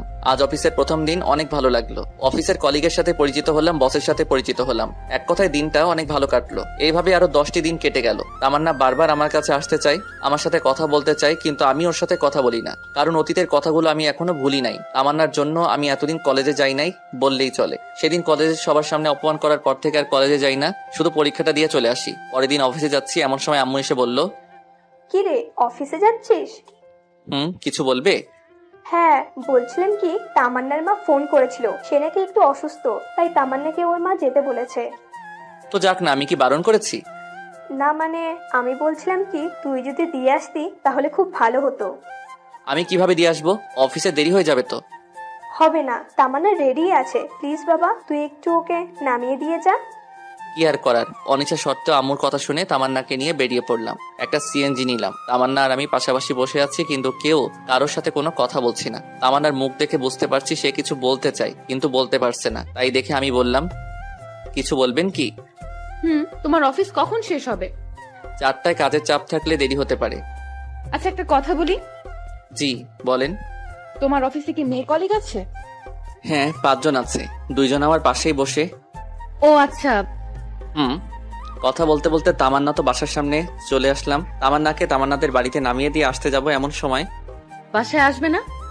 না, আমার অফিসে দেরি হয়ে যাচ্ছে। তাহলে অফিসে সে এসো। না, আর কারো অপমান সহ্য করব না। এমনিতেই অনেক অপমান সহ্য করেছি। কলেজে যাওয়া বন্ধ করে দিছি। আপনি ভেতরে যান। তামান্না কিছু বলতে চাইছিল, কিন্তু আমি ওর কথা না শুনে সিএনজি ড্রাইভারকে বললাম গাড়ি টান দিতে। তারপর সোজা অফিসে চলে গেলাম। সারাদিন অফিস করে বিকেলে আড্ডা দিয়ে বাসায় গেলাম। আমি বাসায় যেতেই আম্মু আমাকে বলল, কি রে তুই এখানে কেন? তো কোথায় যাব? তামান্নাদের বাসায় যাসনি? আমাকে কি পাগলা কুত্তে কামড়াইছে? ভালো লাগছে না, খাবার দাও তো। তোমার কথা রাখতে গিয়ে আজ আমার জীবন তেজপাতা হয়ে গেল। কি বললি? কিছু না, খাবার দাও তাড়াতাড়ি, আমি ফ্রেশ হয়ে আসছি। আচ্ছা আয়। তারপর ফ্রেশ হয়ে এসে খাওয়া দাওয়া করে রুমে গিয়ে শুয়ে রইলাম। আহ কি শান্তি, কতদিন পর আজ একটু শান্তি করে বিছানায় ঘুমাবো। এতদিন এই ফকিন্নির জন্য বিছানায় ঘুমাতে পারিনি। মনে হচ্ছে 20টা বছর খাটে ঘুমাই না। শুয়ে শুয়ে গান শুনছি, এমন সময় একটা অচেনা নাম্বার থেকে কল আসলো। আসসালামু আলাইকুম, কে বলছেন? আমি। আরে এই আমিটা কে? আরে আমি তামান্না বলছি। ও আচ্ছা, তো এটা আবার কার নাম্বার? আমার একটা কাজিনের নাম্বার। তুমি ঠিক মতো খাইছো? হ্যাঁ খাইছি, আপনি খাইছেন? হুম। আচ্ছা, এখন আপনার আম্মু কেমন আছে? জি ভালো। আচ্ছা তাহলে এখন ফোনটা রাখি, ঘুমাবো, খুব ঘুম পাচ্ছে। ওকে। কল কেটে দিয়ে ভাবছি হঠাৎ এত কেয়ার নিচ্ছে কেন। মেয়ে মানুষকে বিশ্বাস করতে নাই, এদের মনে কখন কি চলে তা নিজেরাও জানে না। যাই হোক, তামান্না যে আস্তে আস্তে আমার প্রতি দুর্বল হচ্ছে সেটা আমি ঠিকই বুঝতে পারছি। এভাবে আরো 1 সপ্তাহ কেটে গেল। আমি আরামসে বিছানায় খাওয়া দাওয়া করে অফিসে যাই আর বন্ধুদের সাথে আড্ডা দেই। তামান্নার সাথে আর কথা বলি না। যদি সে নিজে থেকে কল দেয় তাহলে হাই হ্যালো ছাড়া অতিরিক্ত কোনো কথা হয় না। সেদিন অফিসে কাজ করছি, সানি এমন সময় কল করলো। কি রে, কি অবস্থা তোর? এই তো ভালো, তোর কি অবস্থা? আসি রে, বেকার মানুষের আর কি অবস্থা। আচ্ছা শোন, যে জন্য কল করেছিলাম। বল। তোর ডিভোর্স পেপার রেডি হয়ে গেছে, বিকেলে পুকুর পাড়ে আসিস, পেপারটা নিয়ে যাস। ধন্যবাদ দোস্ত। শুকনো ধন্যবাদ দিতে হবে না, ট্রিট দিতে হবে। আচ্ছা ঠিক আছে, তাহলে আইমান কেউ সাথে নিয়ে আসিস। আচ্ছা ঠিক আছে। যাক, অবশেষে পেপারটা রেডি হলো। এই পেপারটার জন্য এতদিন যেই প্যারায় ছিলাম তা বলে বোঝানো যাবে না। বিকেলে অফিস শেষ করে পুকুর পাড়ে চলে গেলাম। গিয়ে দেখলাম সানি আর আইমান বসে আছে। তারপর ওদের সাথে বসে অনেকক্ষণ আড্ডা দিলাম। তারপর ওদের ট্রিট দিয়ে বাসায় চলে আসলাম। বাসায় এসে দেখি আম্মু রেগে আছে। কি হয়েছে আম্মু, এভাবে তাকিয়ে আছো কেন? তোর মোবাইল কই শুনি? আছে তো। তাই বলে পকেটে হাত দিয়ে মোবাইলটা বের করে দেখি মোবাইলটা বন্ধ হয়ে আছে। তোকে কল দেই, কল যায় না কেন? আমি ফোনে চার্জ ছিল না, সেজন্য কল আসেনি। মোবাইল চালাতেই ভালো লাগে, চার্জ দিতে মনে থাকে না। আচ্ছা বাদ দাও তো, কল দিয়েছিলে কেন? তামান্নাকে নিয়ে আসার জন্য। আমি তো নিয়ে আসতে যাবো ওকে, একা একা আসতে পারে না নাকি? নাকি আমি ওর বডিগার্ড? এ কেমন কথা বলছিস? মেয়েটা একা একা আসবে কি করে? তুই যা, ওকে নিয়ে আয়। আমি কি ওকে নিয়ে আসবো মানে? হ্যাঁ, তুই গিয়ে ওকে নিয়ে আয়, না হলে তোর এই বাড়িতে ঠাঁই নাই। এটা কেমন কথা? হ্যাঁ, এখন চুপচাপ গিয়ে ওকে নিয়ে আয়। কি আর করার, বাসা থেকে বেরিয়ে আবার তামান্নাদের বাসায় গেলাম। ওদের বাসায় গিয়ে দেখি 8:30 বাজে। অনেকক্ষণ ধরে কলিং বেল বাজাচ্ছে কিন্তু দরজা খুলছে না। অনেকক্ষণ পর তামান্নার মা এসে দরজা খুলে দিল। আসসালামু আলাইকুম, কেমন আছেন? আলহামদুলিল্লাহ ভালো, তুমি কেমন আছো বাবা? আলহামদুলিল্লাহ ভালো। তামান্না উপরে আছে, যাও। ইচ্ছা না থাকা সত্ত্বেও উপরে চলে গেলাম। গিয়ে দেখলাম তামান্না রেডি হয়ে বসে আছে। আমি ওকে বললাম, রেডি হইছেন? আম্মা ফোন করেছিল, কিন্তু তুমি আসতে এত দেরি করলা কেন? অফিস থেকে আসতে একটু দেরি হয়ে গেছে। আচ্ছা চলুন। এখন না, পরে যাব, আগে খাওয়া দাওয়া করে নেই। বাসায় গিয়ে খাবো। না, এখান থেকে খেয়ে বাসায় যাব, আম্মু সব রান্না করেছে। কি আর করার, খাওয়া দাওয়া করে বাসার উদ্দেশ্যে রওনা দিলাম। সিএনজির ভিতরে কেউ কারোর সাথে কথা বলছিলাম না। মনে মনে ভাবতে লাগলাম আজ থেকে আর আরাম করে খাটে ঘুমাতে পারবো না। একটু পর বাসায় আসলাম। বাসায় এসে দেখি বাসার সব লাইট অফ করা। দরজায় টোকা দেওয়ার আগে দরজা খুলে গেল। বাসার ভিতরে সব লাইট বন্ধ। তারপর আম্মুকে অনেকবার ডাকলাম, ধুর কোনো সারা শব্দ নাই। অনেক চিন্তায় পড়ে গেলাম, কোনো অঘটন ঘটলো না তো? আমার না ভয়ে আমার হাত চেপে ধরে রাখলো। আমি পকেট থেকে মোবাইলটা বের করে লাইট জ্বালাতে যাব, এমন সময় আমাদের দুজনকে অবাক করে দিয়ে অনেকগুলো লাইট একেবারে চলে গেল। এরপর সানি, আইমান আর আম্মু একসাথে বলে উঠলো, happy birthday to you, happy birthday dear Tamanna, many many happy returns of the day. আমি তো পুরাই টাস্কি খেয়ে গেলাম। এসব কে করলো, কখন করলো আর কিভাবে করলো? আমি তো এই 2 ঘন্টা আগে বাসায় ছিলাম, ওই তখন তো কিছুই ছিল না। আমি শুধু ভাবছি। আর তামান্না আম্মুকে বলল, আম্মু আপনি কি করে জানলেন আজকে আমার জন্মদিন? আর এত কিছুই বা কে করলো? সবাই একসাথে আমাকে দেখিয়ে দিল। আমি তো আবার টাস্কি খেয়ে গেলাম। যাই হোক, তারপর সবাই মিলে কেকটা কাটলাম। কেক কেটে তাহলে আমাকে একটু খাইয়ে দিল। তারপর আমিও ওকে খাইয়ে দিলাম। একা একা সবাই খেয়ে নিলাম। সবাই মিলে অনেক মজা করলাম। এরপর সানি, আইমান আর আম্মু তামান্নাকে অনেকগুলো গিফট দিল। আমি বাকি রইলাম। সানি তামান্নাকে বলল, আমি আমার গিফট কাল সকালে দেবো। আমি তো নির্বাক হয়ে দাঁড়িয়ে রইলাম। এরপর আমি সানি আর আইমান ছাদে চলে গেলাম। ছাদে গিয়ে আমি সানিকে বললাম, কিরে তোরা এত কিছু কিভাবে জানলি? আমরা তো কিছুই জানতাম না, আন্টি আমাদের ফোন করে সবকিছু বলেছে। আর আন্টি তোকে সবকিছু জানাতে বারণ করেছে। ও ও আচ্ছা, এই সানি তুই যে বললি আমি কাল সকালে ওকে গিফট দিব, ওকে আমি কি গিফট দিব? আরে বেটা, তামান্না তোর কাছে কি চেয়েছিল? ডিভোর্স, তাই না? আর ডিভোর্স পেপার তো রেডি হয়ে গেছে। কাল সকালে ডিভোর্স পেপার তামান্নাকে দিবি, আর এটাই হবে ওর সব থেকে বড় উপহার। একদম ঠিক বলছিস। আচ্ছা, অনেক রাত হয়েছে, এখন ঘুমাতে যাই। চল। এরপর ছাদ থেকে নেমে সানিয়া রাইমানকে একটা রুমে রেখে আমি আমার রুমে চলে গেলাম। রুমে গিয়ে দেখি তামান্না বসে বসে মোবাইল চালাচ্ছে। আমাকে দেখে বলল, থ্যাঙ্কস শিহাব, ধন্যবাদ। কেন? এত বড় একটা সারপ্রাইজ দেওয়ার জন্য। আচ্ছা ঠিক আছে, ঘুমিয়ে যান, অনেক রাত হয়েছে। এটা বলে বিছানা থেকে একটা বালিশ নিয়ে সোফায় ঘুমাতে যাব। এমন সময় তামান্না বলল, আমার গিফট কই? কাল সকালে অফিসে যাওয়ার আগে টেবিলের উপর রেখে যাব। ওকে, আচ্ছা একটা কথা বলি। বলেন। সোফায় না ঘুমালে হয় না? সোফায় না ঘুমালে কোথায় ঘুমাবো? খাটে ঘুমাও, অসুবিধা নাই। নো থ্যাঙ্কস, লাগবে না, আপনি ঘুমিয়ে যান। আর কিছু না বলেই ঘুমিয়ে পড়লাম। সকালে ঘুম থেকে উঠে দেখি তামান্না আমার আগেই ঘুম থেকে উঠে গেছে। আমি ফ্রেশ হয়ে ডাইনিং টেবিলে গিয়ে দেখি আম্মু রান্না করছে আর তামান্না সবকিছু ডাইনিং টেবিলে গুছিয়ে রাখছে। তারপর নাস্তা করে রুমে এসে ডিভোর্স পেপারটা হাতে নিলাম। অনেক কষ্ট হচ্ছে, ডিভোর্স পেপারটা নিয়ে অনেকক্ষণ ধরে দাঁড়িয়ে আছি, সাইন করতে পারছি না। মেয়েটাকে অনেক ভালোবেসে ফেলেছিলাম, কিন্তু কি করার, হয়তো সে অন্য কারো কাছে ভালো থাকবে আমার থেকে, আর আমিও চাই সে সবসময় ভালো থাকুক। মনকে শক্ত করে সাইনটা করেই ফেললাম। ডিভোর্স পেপারের সাথে আরেকটা ছোট চিটকুট লিখলাম, আজ আপনার জন্মদিনের সব থেকে বড় উপহারটা দেওয়ার চেষ্টা করলাম। আমি জানি এই উপহারটা আপনার জন্য সব থেকে বেস্ট, যেটা আপনি আমার থেকে চেয়েছিলেন। আশা করি আপনিও সাইনটা করে দিবেন। দোয়া করি সবসময় ভালো থাকবেন, আর পারলে আমাকে মাফ করে দিবেন আপনাকে অনেক কষ্ট দেওয়ার জন্য, আর আমি চাই আপনি সবসময় ভালো থাকেন। এরপর চিরকুট আর ডিভোর্স পেপার টেবিলের উপর রেখে অফিসে চলে গেলাম। অফিসে যাওয়ার পথে অনেক পুরাতন একটা বন্ধুর সাথে দেখা, তারপর তার সাথে অনেকক্ষণ আড্ডা দিলাম। বন্ধুর সাথে আড্ডা দেওয়াতে অফিসে যেতে 20 মিনিট দেরি হলো। এরপর দেরিতে অফিসে যাওয়ার জন্য বসের অনেক ঝাড়ি শুনতে হলো। রাগে মোবাইলটা সাইলেন্ট করে রেখে কাজ করতে শুরু করি। অন্য দিনের তুলনায় আজকে একটু কাজের চাপ বেশি, কিন্তু কিছুই করার নাই। বেশি বাড়াবাড়ি করলে চাকরি থেকে বের করে দেওয়া হবে। বিকেল বেলা অফিস শেষে পকেট থেকে মোবাইলটা বের করতেই আমি পুরো অবাক হয়ে গেলাম। আম্মু 122টা কল দিয়েছে। তামান্নার আম্মুও অনেকগুলো কল দিয়েছে। সানি, আইমানের কোনো মেসেজ গুলো দেখে আমি তো আরো অবাক। একসাথে এতগুলো মেসেজ, এতগুলো কল, ব্যাপারটা কি কিছুই তো বুঝতেছি না। আর এতগুলো কল SMS আসলো, আমি টেরই পাইলাম না। মোবাইলটা হাতে নিয়ে দেখি তামান্না আম্মু আবার ফোন দিছে। হ্যালো। কোনো কথা বলছে না, শুধু কান্না করছে। তারপর আমি কলটা কেটে আমার আম্মুর কাছে কল দিলাম। আম্মু কল ধরছে না। এখন কি করব কিছুই তো বুঝতে পারছি না। আবার আইমানকে কল করলাম। হ্যালো দোস্ত, কি অবস্থা? কিরে, তোর এতবার কল দিলাম, কল ধরিস না কেন? আসলে অফিসে কাজের চাপ একটু বেশি তো, তাই। তো এখন কোথায় আছিস? এই তো 3 রাস্তার মোড়ে আছি। তাড়াতাড়ি মোহাম্মদ আলী হাসপাতালে চলে আয়। কেন, কার কি হয়েছে? তামান্না সুসাইড করতে নিছিল, আমরা সবাই মিলে ওকে হাসপাতালে নিয়ে আসছি। কি, সুইসাইড করতে নিছিল ও? মানে দাঁড়া, আমি এখনই আসছি। তাড়াতাড়ি আয়। তাই বলে আমি ফোনটা রেখে হাসপাতালের দিকে রওনা দিলাম। কেমন যেন টেনশন লাগছে। তামান্না হঠাৎ করে সুইসাইড করতে গেল কেন? হাসপাতালে গিয়ে দেখি আম্মু, তামান্নার আম্মু, সানি আর আয়নার বাইরে বসে আছে। আমাকে দেখে সবাই উঠে দাঁড়ালো, আর আম্মু তো এসে আমাকে একটা ঠাস করে চড় মারলো। আমি আবুলের মতো গালে হাত দিয়ে দাঁড়িয়ে রইলাম। একটু পর তামান্নার আম্মু বলল, বাবা, তোমার সাথে কি তামান্নার কিছু হয়েছে? কই, আমার সাথে তো কিছু হয়নি। তাহলে ও সুইসাইড করতে গেল কেন? আমি মাথা নিচু করে দাঁড়িয়ে আছি। আম্মু এসে বলল, তোকে এতবার কল করলাম, কল ধরিস না কেন? অফিসে কাজের চাপ ছিল, তাই মোবাইলটা সাইলেন্ট করে রেখেছিলাম।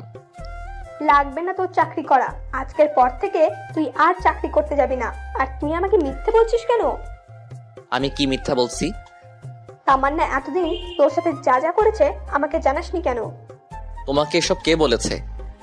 আম্মু সানি আর আইমানের দিকে দেখিয়ে দিল। আমি বুঝে গেলাম ওরাই আম্মুকে সব ঘটনা বলে দিচ্ছে। সানি, পাড়া, আইমানের দিকে আমি রাগী দৃষ্টিতে তাকালাম। ওরা নিচের দিকে তাকিয়ে আছে। এমন সময় ডাক্তার এসে বলল, রোগীর জ্ঞান ফিরেছে। এটা শুনে আম্মু আর তামান্নার আম্মু ভিতরে চলে গেল। সানি আর আইমান যেতে চাইলো, কিন্তু আমি ওদের দুজনকে ধরে বললাম, এই ওদের মধ্যে আম্মুকে সব কথা কে বলেছে? কিরে, কথা বলছিস না কেন? আমরা দুজনেই বলেছি। কেন বলছিস? জানিস আম্মু কত কষ্ট পাবে এখন? কারণ তামান্নাকে আম্মু পছন্দ করে, আমার সাথে বিয়ে দিয়েছে। আন্টিকে না বলে উপায় ছিল না। আন্টি আমাদের যেভাবে চাপের মুখে ফেলে রেখেছিল, তাতে আমরা না বলে কোনো উপায় খুঁজে পাইনি। সরি দোস্ত। দূর শালা। দোস্ত, একটা কথা বলি। কি কথা বল? দোস্ত, তামান্নাকে ডিভোর্সটা না দিলে হয় না? মনে হয় ওকে ডিভোর্সটা না দেওয়াই ভালো। কেন, তোর হঠাৎ এমনটা মনে হলো কেন? দেখ, তামান্না তোকে আগে ইগনোর করতো, অবহেলা করতো, কিন্তু এখন তো সে তোর প্রতি দুর্বল হয়ে গেছে। আস্তে আস্তে তোকে ভালোবাসতে শুরু করেছে। দেখছিস না, ডিভোর্স পেপার পাওয়ার সাথে সাথে সে সুইসাইড করতে গেছিল। দোস্ত, সানি ঠিক কথাই বলেছে, আমারও তাই মনে হয়। ওকে ডিভোর্স দিস না। এই সব কিছুই ছিল মনে মনে। আসলে তামান্নাকে বোঝাতে হবে ভালোবাসার মানুষের থেকে কষ্ট পেলে কেমন লাগে, তাই ওকে আরো কিছু কষ্ট পেতে হবে। আচ্ছা, ওইসব পরে দেখা যাবে। শোন, তামান্নাকে আরো কিছু শাস্তি দিতে হবে। আমার সাথে যেসব করেছে তার ফল ওকে পেতেই হবে। তুই এই অবস্থায় ওকে শাস্তি দিতে চাচ্ছিস? এই অবস্থায় ওকে কিভাবে শাস্তি দিবি? সময় হলেই সবকিছু দেখতে পারবি, এখন এইসব না ভাবলেও চলবে। আমরা তিনজন কথা বলছি, আমাকে সবাই আম্মু বাহিরে আসলো। বাহিরে এসে আমাকে বলল, এই হারামজাদা, তোর মনে কি একটু দয়া মায়া নেই? মেয়েটা যে এখন কেমন আছে একটু খবর নেওয়া যায় না? আয় ভেতরে আয়, তামান্না তোকে রাখছে। আম্মুর কথা শুনে আমরা তিনজনে ভিতরে গেলাম। আমি ভিতরে গিয়ে তামান্নার মাথার কাছে বসলাম। আমাকে দেখে একটু অভিমান করে মাথাটা অন্যদিকে ঘুরিয়ে নিল। এরপর আম্মু সবাইকে ইশারা করলো বাহিরে যেতে। আম্মুর কথায় সবাই বাহিরে চলে গেল। ভেতরে আমি আর তামান্না রইলাম। দুজনে চুপ করে বসে আছি, কেউ কোনো কথা বলছি না। দুজনে চুপ থাকার পর আমি নীরবতা দেখে বললাম, এখন আপনার কি অবস্থা? সেটা কারো না জানলেও চলবে। কথা শুনে বুঝলাম মেয়েটা আমার উপর অনেক অভিমান করে আছে। সমস্যা নাই বালিকা, দেখতে থাকো। তোমার জন্য আরো কত কি অপেক্ষা করছে, সামনে যে আরো কত কি হতে যাচ্ছে সেটা আমি নিজেও জানি না। কিছুক্ষণ পর আমি আবারও বললাম, রাগ করেছেন? রাগ করার মানুষ থাকলে তো রাগ করব। আমার কি রাগ করার মানুষ আছে নাকি? আচ্ছা বাদ দেন, এই কাজটা কেন করতে গেলেন সেটা বলেন। তুই কি কিছুই বুঝিস না? আপনি কেন সুইসাইড করতে নিয়েছিলেন সেটা আমি কি করে জানবো? যা, তোর কিছুই বুঝতে হবে না। তুই এখানে কেন এসেছিস? এখান থেকে চলে যা। আমি মারা গেলে তো সব থেকে বেশি তুই খুশি হতি। সবাই আপনাকে দেখতে আসতে বলেছে, তাই দেখতে আসছি। কি? সবাই দেখতে আসতে বলছি, তাই তুই আমাকে দেখতে আসছিস? তার মানে তুই আমাকে মন থেকে দেখতে আসিসনি? আচ্ছা, এইসব বাদ দেন তো। জন্মদিনের উপহারটা কেমন লাগছে আপনার? অনেক ভালো। উপহারটা পাওয়ার খুশির ঠেলায় তো নিজের জীবনটা দিয়ে দিতে চাইছিলাম, কিন্তু পারলাম না। খুশি হননি কেন? আজ থেকে তো আপনি মুক্ত। এখন থেকে নিজের ইচ্ছা মতো চলতে পারবেন, প্রেম করতে পারবেন, ঘুরতে যেতে পারবেন। ডিভোর্স পেপারে সাইন করতে গিয়ে তোর কি একটু বুক কাঁপেনি? না, আমি শুধু আপনার ইচ্ছাটা পূরণ করতে চাইছি। তুই জীবনেও আমাকে বুঝবি না। আমার কাউকে বুঝতে হবে না। আমরা কথা বলছি, আমার সময় আম্মু এসে বলল, কি রে, তোদের কথা বলা শেষ হয়েছে? আমরা তো কথাই বলি নাই, কথা শুরুই হয় নাই, শেষ হয় নাই। কথা শেষ হবে কি করে? সুফিয়া তামান্নাকে আমার বাসায় নিয়ে যায়, কিছুদিন আমার বাসায় রেখে তারপর পাঠিয়ে দেব। তুই যেটা ভালো মনে করিস। বাহ, দুজনের বন্ধুত্ব টিকিয়ে রাখার জন্য মাঝখানে আমাকে বলি দেওয়া হলো। আমি কেবিন থেকে বের হয়ে যাচ্ছি। আসার সময় আম্মু বলল, কি রে, তুই কোথায় যাস? বাসায় যাচ্ছি। আবার কোথায় যাব? যা, তামান্নাকে ওদের বাসায় দিয়ে আয়। আমি কিছু না বলে চুপচাপ দাঁড়িয়ে আছি। সেটা দেখে আম্মু আবার বলল, কি রে, আমি কি বলছি কথা কানে যায় না? আরে দিয়ে আসবো তো, সমস্যা নাই, কিন্তু তুমি এমন করছো কেন? চুপচাপ গিয়ে একটা সিএনজি নিয়ে আয়। তারপর আমি আর কিছু না বলে বাহিরে গিয়ে একটা সিএনজি থেকে নিয়ে আসলাম। তারপর আমি তামান্নার আম্মু সিএনজিতে উঠে ওদের বাসার উদ্দেশ্যে রওনা দিলাম। সানি আর আইমানকে বললাম আম্মুকে ঠিক মতো বাসায় পৌঁছে দিতে। গাড়ির মধ্যে কেউ কোনো কথা বলি না। গাড়ি থেকে নেমে তামান্নাকে ধরে ধরে বাসার ভিতরে নিয়ে যাচ্ছি, কিন্তু ফকিন্নিটা হাঁটতে পারছে না। ইচ্ছা না থাকা সত্ত্বেও ওকে কোলে নিতে হলো। তারপর ওকে কোলে করে নিয়ে ওর রুমে রেখে আসলাম। বাহ, ফকিন্নিটার মনে মনে লাড্ডু ফুটছে। আমিও খুশি, কখনো ওকে এইভাবে স্পর্শ করিনি। কিন্তু জানো, তুমি তো জানো না তোমার জন্য আমি কি পরিমাণ বাস রেডি করতেছি। বাস থেরাপি দিয়েই আমি তোমার অহংকার মাটিতে লুটাবো। তুমি টেরও পাইবা না আমি কি জিনিস। যাই হোক, বাসের ভিতরে নিয়ে আমি তামান্নাকে রুমে নিয়ে গিয়ে খাটের উপর শুয়ে দিলাম। ও আল্লাহ গো, মেয়েদের এত ওজন আগে জানা ছিল না। দেখলে মনে হয় ফু দিলে বাতাস উড়ে যাবে, কিন্তু আজ কোলে নিয়ে বুঝতে পারলাম এত ওজন কি বলবো। তামান্নাকে খাটে রেখে আমি হাঁপাতে লাগলাম। আমার এমন অবস্থা দেখে তামান্না হাসতে লাগলো। যাই হোক, ওকে বাসায় রেখে আমি চলে আসতে লাগলাম। এমন সময় পিছন থেকে ডাক দিয়ে তামান্না বলল, শিহাব। জি, কিছু বলবেন? বলছি আমি আজকে না গেলে হয় না? না, আমাকে বাসায় যেতেই হবে। অফিস থেকে আসছি, এখনো ড্রেস চেঞ্জ করিনি। আচ্ছা, তো কিছু খাইছো কি? না, খাওয়ার সময় পাইনি, বাসায় গিয়ে খাবো। এখান থেকে খেয়ে যাও। No thanks. আর কিছু না বলে সোজা হাঁটা দিলাম। তামান্নার আম্মু অনেকবার করলো থেকে যেতে, কিন্তু আমি না করে দিয়ে বিদায় নিয়ে বাড়িতে চলে আসলো। তারপর বাসায় এসে ফ্রেশ হয়ে নাস্তা করে শুয়ে পড়লাম। এভাবে আরো কিছুদিন কেটে গেল। এর মধ্যে আমি আর তামান্নার সাথে কোনো যোগাযোগ করিনি। মাঝে মাঝে তামান্না আমাকে কল দিত, কিন্তু আমি ধরতাম না। কিছুদিন পর সকালবেলা হঠাৎ অফিসে যাওয়ার জন্য রেডি হচ্ছি, এমন সময় আম্মু এসে বলল, কি রে, অফিসে যাচ্ছিস? হ্যাঁ, কিছু বলবে? তোর অফিস কয়টায় ছুটি? বিকাল 4টায়, তবে কাজের চাপ বেশি হলে দেরি হতে পারে। না, বলছিলাম যে অনেকদিন হলো মেয়েটাকে দেখি না, যদি অফিস শেষে তামান্নাকে বাড়ি নিয়ে আসতি। সরি আম্মু, আমি পারবো না। যার আসার সে নিজেই আসবে। এটা কেমন কথা? একটা মেয়ে একা একা কি করে আসবে? যেভাবে খুশি সেভাবে আসবে। আমি কিছু জানি না। যদি তোমার এতই দেখতে ইচ্ছে করে তাহলে তুমি গিয়ে নিয়ে আসো। যা, তোরা না লাগবে না, আমার মেয়েকে আমি নিয়ে আসবো। তোমার যা ইচ্ছা তাই করো, আমার কি। আর কিছু না বলে বাসা থেকে বেরিয়ে গেলাম। এরপর একটা সিএনজি নিয়ে সোজা অফিসে গেলাম। বিকালে অফিস শেষ করে বন্ধুদের সাথে আড্ডা দিয়ে বেশ রাত করে বাসায় ফিরলাম। বাসায় এসে দেখি তামান্না চলে এসেছে। আমি কিছু না বলে ফ্রেশ হয়ে রুমে গিয়ে শুয়ে পড়লাম। একটু পর তামান্না এসে বলল, শিহাব, তুমি আমাকে ভুলেই গেছো। একটাবার খবর নাও না, আমি কেমন আছি, কি করছি। মনে রাখার জন্য কি কোনো চুক্তিপত্র হয়েছে নাকি যে আপনাকে মনে রাখতে হবে? আচ্ছা বাদ দাও, খাবার রেডি, খেতে এসো। আমি খাবো না, বাইরে থেকে খেয়ে আসছি, আপনারা খেয়ে নিন। তাহলে আর কিছু না বলে রুম থেকে চলে গেল। আমি রুমে শুয়ে শুয়ে ফেসবুকিং করছি। একটু পর তামান্না আসলো। দেখে মনে হয় খাওয়া দাওয়া শেষ করে আসলো। রুমে এসে আমার সামনে বারবার হাঁটাহাঁটি করছে। তাই দেখে আমি ওকে বললাম, আপনি এখানে কেন এসেছেন? মানে আপনি এই বাসায় কেন এসেছেন? আপনার চাওয়া পাওয়া তো আমি পূরণ করে দিয়েছি, আবার কি? তুমি এভাবে কথা বলছো কেন? বললাম তো আগের ঘটনার জন্য আমি সরি। এসব বলে লাভ নাই। আপনি ডিভোর্স চাইছেন, আমি ডিভোর্স দিয়ে দিছি। এখন থেকে আপনি আপনার মতো আর আমি আমার মতো।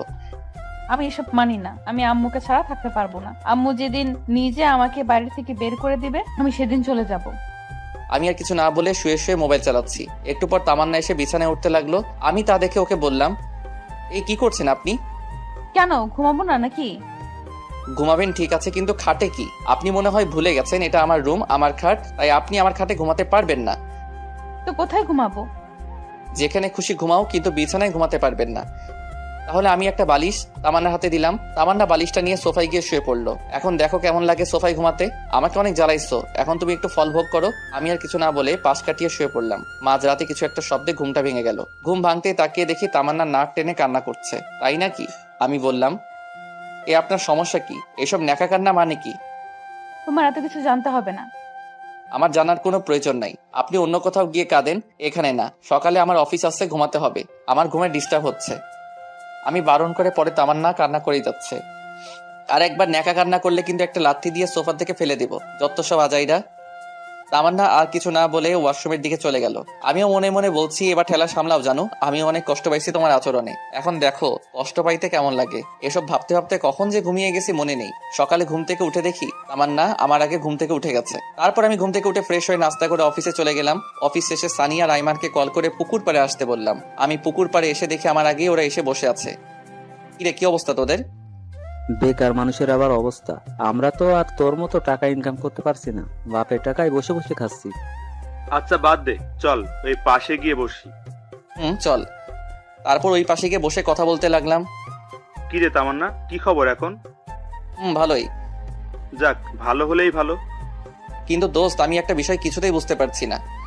কি? তামান্নাকে ডিভোর্স দিলাম, সেটার কোনো খবর নাই, আবার আমার বাড়ি থেকেও যাচ্ছে না। আরে বোকা, ও যাবে কি করে? ও তো এখন তোকে ভালোবেসে ফেলেছে। আচ্ছা দোস্ত, যা হয়েছে সব ভুলে যা। এখন সবকিছু ঠিক করে নিয়ে নতুন করে জীবন শুরু কর, এটাই ভালো হবে। আরে না না, তাও আরো কিছু শাস্তি দিতেই হবে। এই শিহাব শোন। চল। তামান্না তোকে কলেজের সবার সামনে অপমান করেছে না? তুইও কি ওকে কলেজের সবার সামনে অপমান করবি? সেটা কি করে? আচ্ছা তাহলে শোন। ও মাই গুডনেস, সানি এত বড় একটা প্ল্যান, বল কি বলবো। আমি তো এটা কখনো ভাবিনি। কি আপনারা কিছু বুঝতে পারছেন না, তাই তো? গল্প পড়তে থাকুন, সবকিছু বুঝতে পারবেন। তারপর সানিকে বললাম, দূর বেটা, এভাবে অপমান করা ঠিক হবে না। যতই হোক সে আমার স্ত্রী। আরে বেটা, সমস্যা নাই, এখন একটু শাস্তি দে, পরে একটু বেশি করে আদর করে দিস, তাহলেই হয়ে যাবে। আর আমি তুই আর ভালো হইলি না।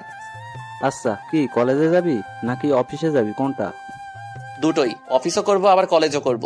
বসকে বললেই ছুটি দিয়ে দিবে। আচ্ছা, তাহলে তো তোর আর কোনো সমস্যা নাই। এরপর আরো কিছুক্ষণ সবাই মিলে বসে আড্ডা দিলাম। তারপর আমি বাসায় ফিরলাম। বাসায় ফিরে ফ্রেশ হয়ে নাস্তা করে সানির প্ল্যান অনুযায়ী মোবাইলটা সাইলেন্ট করে কানে ধরে কথা বলার অভিনয় করতে লাগলাম। পাশেই তামান্না ছিল। মানুষ প্রেম করে যেমন রোমান্টিক কথা বলে, আমি তেমনই রোমান্টিক কথা বলছি। এসব দেখে রেগে ফুলতে লাগলো। আমি আরো জোরে জোরে হেসে কথা বলতে লাগলাম। অনেকক্ষণ বকবক করার পর ফোনটা রেখে দিলাম। আসলে কোনোদিন প্রেম করিনি তো, তাই বেশি কথা বলতে পারলাম না। আমি তামান্নাকে দেখিয়ে ফোনে একটা কিস দিলাম। তামান্না এসে আমার সামনে দাঁড়ালো। কিছু বলবেন? মেয়েটাকে তা দিয়ে আপনার কি কাজ? অনেক কাজ আছে, সেটা তোমার না জানলেও চলবে। আগে বলো মেয়েটাকে। আমার ভবিষ্যৎ বউ আবার কে? বাসায় বউ রেখে অন্য মেয়ের সাথে কথা বলতে লজ্জা করে না? কি বাসায় বউ মানে? কে বউ? কার বউ? কিভাবে বউ? আমি তোমার বউ, আবার কে? আপনি ভুলে যাবেন না আপনাকে আমি ডিভোর্স দিয়ে দিয়েছি, সো আপনি আমার কেউ নন। মানে কি বলছো সব তুমি? আপনি যা শুনেছেন তাই বলেছি। আর হ্যাঁ, আমার কোনো পার্সোনাল ব্যাপারে আপনি নাক গলাতে আসবেন না। আমি আম্মুকে বলে আপনাকে আপনার বাসায় পাঠানোর ব্যবস্থা করছি। শিহাব, আমি যা করেছি তার জন্য সত্যি আমি অনেক লজ্জিত। প্লিজ আমাকে মাফ করে দাও। আমি সরি তো। আমি ওর আমার হাত থেকে এক ঝাড়ি দিয়ে ছাড়িয়ে নিলাম। এরপর আমি সেখান থেকে রাগ দেখিয়ে ছাদে চলে গেলাম। তারপর ছাদে গিয়ে দরজা আটকে দিয়ে একা একা লুঙ্গি ডান্স করতে লাগলাম। ফকিনি, যখন আমি তোর পিছনে ঘুরতাম, পাগলের মতো ভালোবাসতাম, তখন তুই আমার 2 টাকার দামও দিতি না। এবার দেখ কেমন লাগে। একটু পর ছাদ থেকে নেমে এসে ডিনার করে রুমে গিয়ে শুয়ে পড়লাম। তামান্না যথারীতি একটা বালিশ নিয়ে সোফায় ঘুমিয়ে পড়লো। রাতে কেন জানি ঘুমটা ভেঙে গেল। ঘুমটা ভাঙতেই দেখলাম তামান্না কুটি মেরে শুয়ে আছে। ওর মায়াবী সুন্দর চেহারাটা দেখে আবারও ক্রাশ খেলাম। আসলে ঘুমন্ত মানুষকে সত্যি অনেক সুন্দর এবং অনেক মায়াবী দেখতে লাগে। তামান্নার দিকে একটু ভালো করে তাকিয়ে দেখলাম মেয়েটা ঠান্ডায় কাঁপছে। তারপর আমি বিছানা থেকে উঠে গিয়ে কম্বলটা ওর গায়ে দিলাম। মোবাইলে সময় দেখলাম, একটু পর ফজরের আজান দেবে, তাই আর ঘুমালাম না। বিছানা থেকে উঠে এসে আজান দেওয়ার সাথে সাথে মসজিদে গিয়ে নামাজ আদায় করে আসলাম। নামাজ পড়া শেষে একটু হাঁটাহাঁটি করলাম। বাসায় এসে দেখি তামান্না মুখ টিপে টিপে হাসছে। মনে হয় কম্বলটা দেওয়ার কারণে এত খুশি। বালিকা এত খুশি হওয়ার কিছু নাই। একটু অপেক্ষা করো আর দেখতে থাকো শিহাব কি জিনিস। তুমি আমাকে যে কষ্ট দিয়েছো তা সুদে আসলে পরিশোধ করে নেব।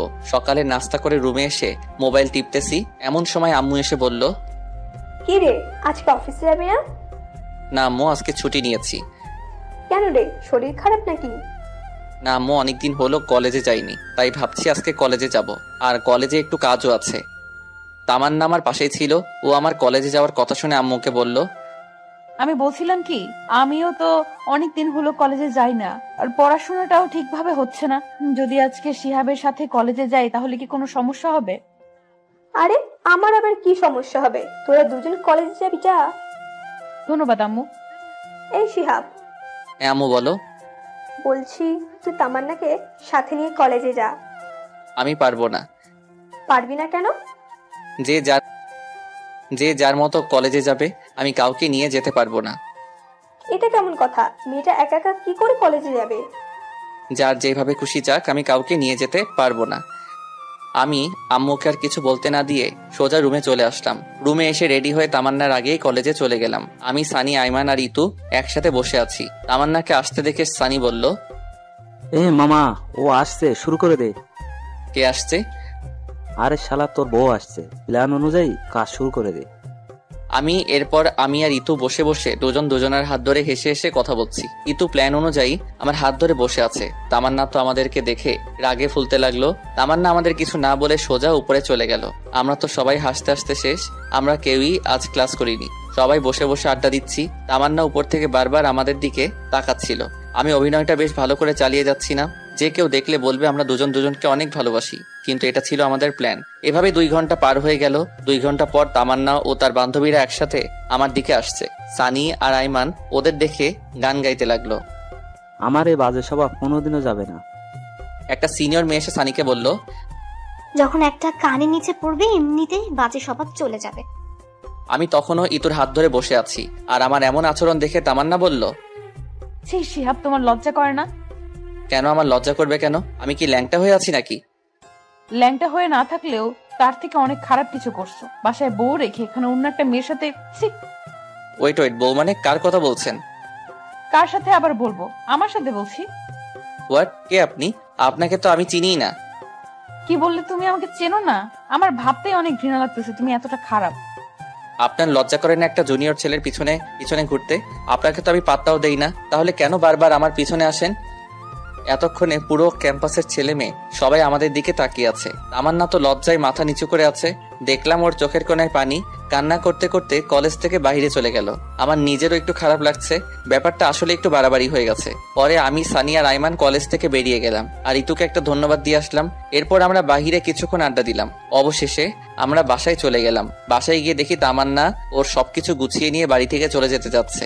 এদিকে আম্মু ওকে অনেক বোঝাচ্ছি কিন্তু কোনো কিছুতেই বুঝতে চাচ্ছে না। তামান্না সবকিছু ভুলে ব্যাগ নিয়ে বাপের বাড়ি চলে গেল। এদিকে আম্মু ঠাস ঠাস করে আমাকে চর মারতে লাগলো। আমাকে চর মারতে মারতে আম্মু বলল, কুলাঙ্গার একটা ছেলে, তোর কারণে আজকে আমার মেয়েটা বাড়ি থেকে চলে গেল। আমার মেয়েটার যদি কিছু হয় তাহলে তোর অবস্থা আমি খারাপ করব। আমার কথা শুনে আমার মাথায় বাজ পড়লো। নিজের ছেলের কোনো খোঁজ নেই, ছেলের বউ নিয়ে পড়ে আছে। আমার সাথে রাগারাগি করে আমি ছাদে চলে গেলাম। ছাদে গিয়ে বসে আছি। আমার অনেক খারাপ লাগছে কারণ আজকে একটু বেশি বাড়াবাড়ি হয়ে গেছে। কিন্তু কি করব, ও আমার সাথে যা যা করেছে তার ফল ওকে পেতেই হবে। কিন্তু মনে হচ্ছে ওর সাথে একটু বেশি করে ফেলেছি। কি করব কিছুই বুঝতে পারছি না। সানিকে একটা কল দিলাম। কিরে, কই তুই? এই দুপুরবেলা বাসা ছাড়া কই থাকবো? কোনো সমস্যা হয়েছে নাকি? হ্যাঁ, সমস্যা তো একটা হয়েছে। আবার কি সমস্যা হলো? মনে বলা যাবে না, তুই তাড়াতাড়ি পুকুর পাড়ে চলে আয়। আমি আইমানকেও বলে দিচ্ছি। শোন, তোকে আইমানকে বলতে হবে না, তুই চলে আয়, আমি বলছি ওকে। আচ্ছা ঠিক আছে, তাড়াতাড়ি পুকুর পাড়ে চলে আয়। আচ্ছা ঠিক আছে, কিন্তু কখন আসবি? আসরের নামাজ পড়ে চলে আয়। আচ্ছা ঠিক আছে। এখন ফোনটা রেখে ছাদ থেকে নিচে চলে আসি। নিচে এসে দেখি আম্মু না খেয়ে আমার জন্য টেবিলে খাবার রুমে চলে গেছে। আমি আম্মুর রুমে গিয়ে আম্মুকে বললাম, কি ব্যাপার আম্মু, খাবে না? তোর খাবার তুই খা, আমি আমার মেয়েকে ছাড়া খাবো না। এই মহা যন্ত্রণা দূর আর ভালো লাগে না। এই বলে আমি আম্মুর রুম থেকে বেরিয়ে আসলাম। আমিও কিছু খেলাম না, না খেয়ে রুমে গিয়ে ঘুমানোর চেষ্টা করছি, কিন্তু ঘুম আসছে না। পরে উঠে বাইরে চলে গেলাম।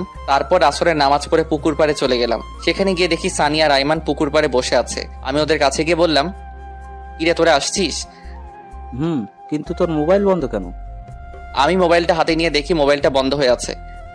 সরি, ফোনে চার্জ নাই। আচ্ছা বল, কি সমস্যা? এখন ওদের দুজনকে সবকিছু খুলে বললাম। আমার কথা শুনে আইমান বলল, শিয়াব, আমার মনে হয় তোর এখন তামান্নাদের বাসায় যাওয়া উচিত। দূর, আমি সেখানে গিয়ে কি করব? তুই তামান্নার কাছে সবকিছুর জন্য মাপ চাইবি আর ওকে বলবি ডিভোর্স পেপারটা নকল ছিল। কি বলিস, নকল ডিভোর্স পেপার মানে? হ্যাঁ, আমি জানতাম একদিন সবকিছু ঠিক হয়ে যাবে, তাই তোর সাথে একটু অভিনয় করছি। শালা, তোরা তো মির্জাফরের থেকে অনেক বড় প্রতারক। আচ্ছা, এসব এখন বাদ দে তো। তুই তামান্নাদের বাড়িতে যাবি কিনা তাই বল। শালা, তোরা আমার সাথে যা করলি, আমি কোথাও যাব না। তাহলে বসে বসে আঙুল চোষ। তামান্না কি আমাকে মেনে নিবে?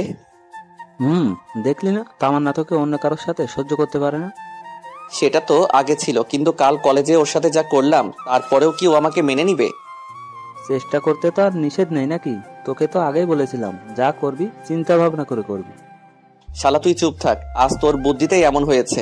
আজ তোর কথা না শুনলে কিছুই হতো না।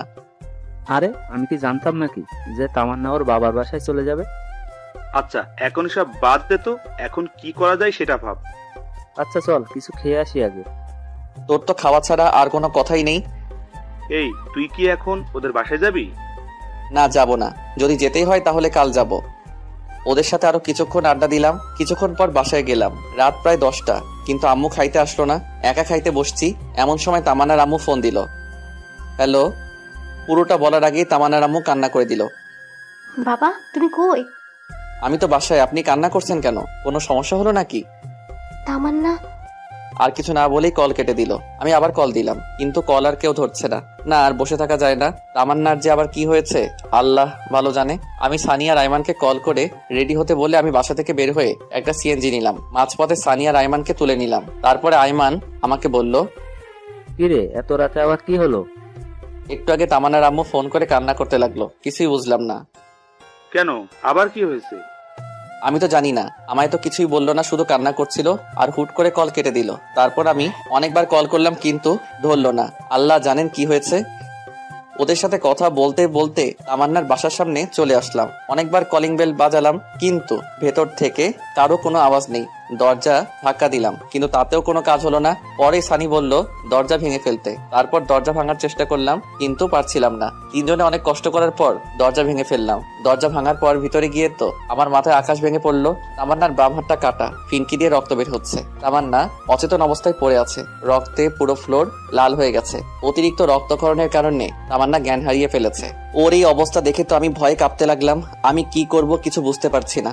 আচ্ছা, তামান্না এখানে পড়ে আছে, কিন্তু ওর মা কোথায়? তামান্নার মাকে খোঁজার জন্য তামান্নার মায়ের রুমে গেলাম। তামান্না মায়ের রুমে গিয়ে দেখলাম তামান্নার আম্মু খাটের উপর উল্টা হয়ে পড়ে আছে। খাটের উপর পা পিছলে পড়ে মাথায় আঘাত খেয়ে অজ্ঞান হয়ে আছে।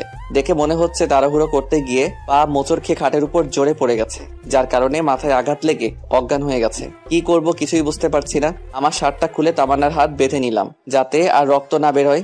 এরপর দুজনকে একসাথে হাসপাতালে নিয়ে গেলাম। ওদের দুজনকে ইমার্জেন্সিতে দিয়ে আমি বাহিরে অপেক্ষা করছি। নিজের অজান্তেই চোখ দিয়ে পানি ঝরতে লাগলো। আজ শুধু আমার জন্যই এমন অবস্থা হলো। আমি যদি আজ এমনটা না করতাম তাহলে আজ কিছুই হতো না। তামান্নার জ্ঞান ফিরলেই ওর কাছে মাপ চেয়ে নিব। এরপর আমি সানি আর আইমানকে বললাম বাসায় চলে যেতে, কিন্তু ওরা গেল না। একটু পর ডাক্তার বাহিরে এসে বলল, আচ্ছা রোগী আপনার কি হয়? আমার স্ত্রী হয়। আছে শুনুন, রোগীর অতিরিক্ত রক্তক্ষরণ হয়েছে, জরুরি রক্তের ব্যবস্থা করুন। জি বলুন, কোন গ্রুপের রক্ত লাগবে? আমরা এখানে 3 জন আছি। A B positive. আমার এ পজিটিভ। আমার ও পজিটিভ। আমার বি পজিটিভ। আচ্ছা আপনারা 3 জনেই আসেন। এরপর 3 জনেই রক্ত দিলাম। একটু পর শাশুড়ি আমার জ্ঞান ফিরলো, উনি ঘুমাচ্ছে। এদিকে আমি তামান্নার কাছে গিয়ে ওর পাশে বসলাম। আমি নিশ্চুপ হয়ে তামান্নার দিকে তাকিয়ে আছি। তারপর ওর হাতটা ধরে ওর মায়াবী মুখটা দেখতে দেখতে কখন ঘুমিয়ে গেছি বুঝতেই পারিনি। সকালে ঘুম ভাঙলো কারো হাতের স্পর্শে। তাকিয়ে দেখি তামান্না আমার মাথায় হাত বুলাচ্ছে। আমার ঘুম ভাঙা দেখে ও মুখটা অন্যদিকে ঘুরিয়ে কালো করে বসে রইল। সেটা দেখে আমি তামান্নাকে বললাম, কি ব্যাপার, আপনি এমন করলেন কেন? সেটা কাউকে জানতে হবে না, আমার যা মনে হয়েছে তাই করেছি। আপনি এমন পাগলামি কেন করলেন বলেন? কি করব বলো? আমি তো তোমাকে কষ্ট দিয়েছি, অপমান করেছি, তোমার সাথে অনেক খারাপ ব্যবহার করেছি। তুমি তো কোনোদিন আমাকে ক্ষমা করবে না। তাই বলে সুইসাইড করবেন? এর আগেও আপনি এমন করেছেন। আমি মরলে তোমার কি?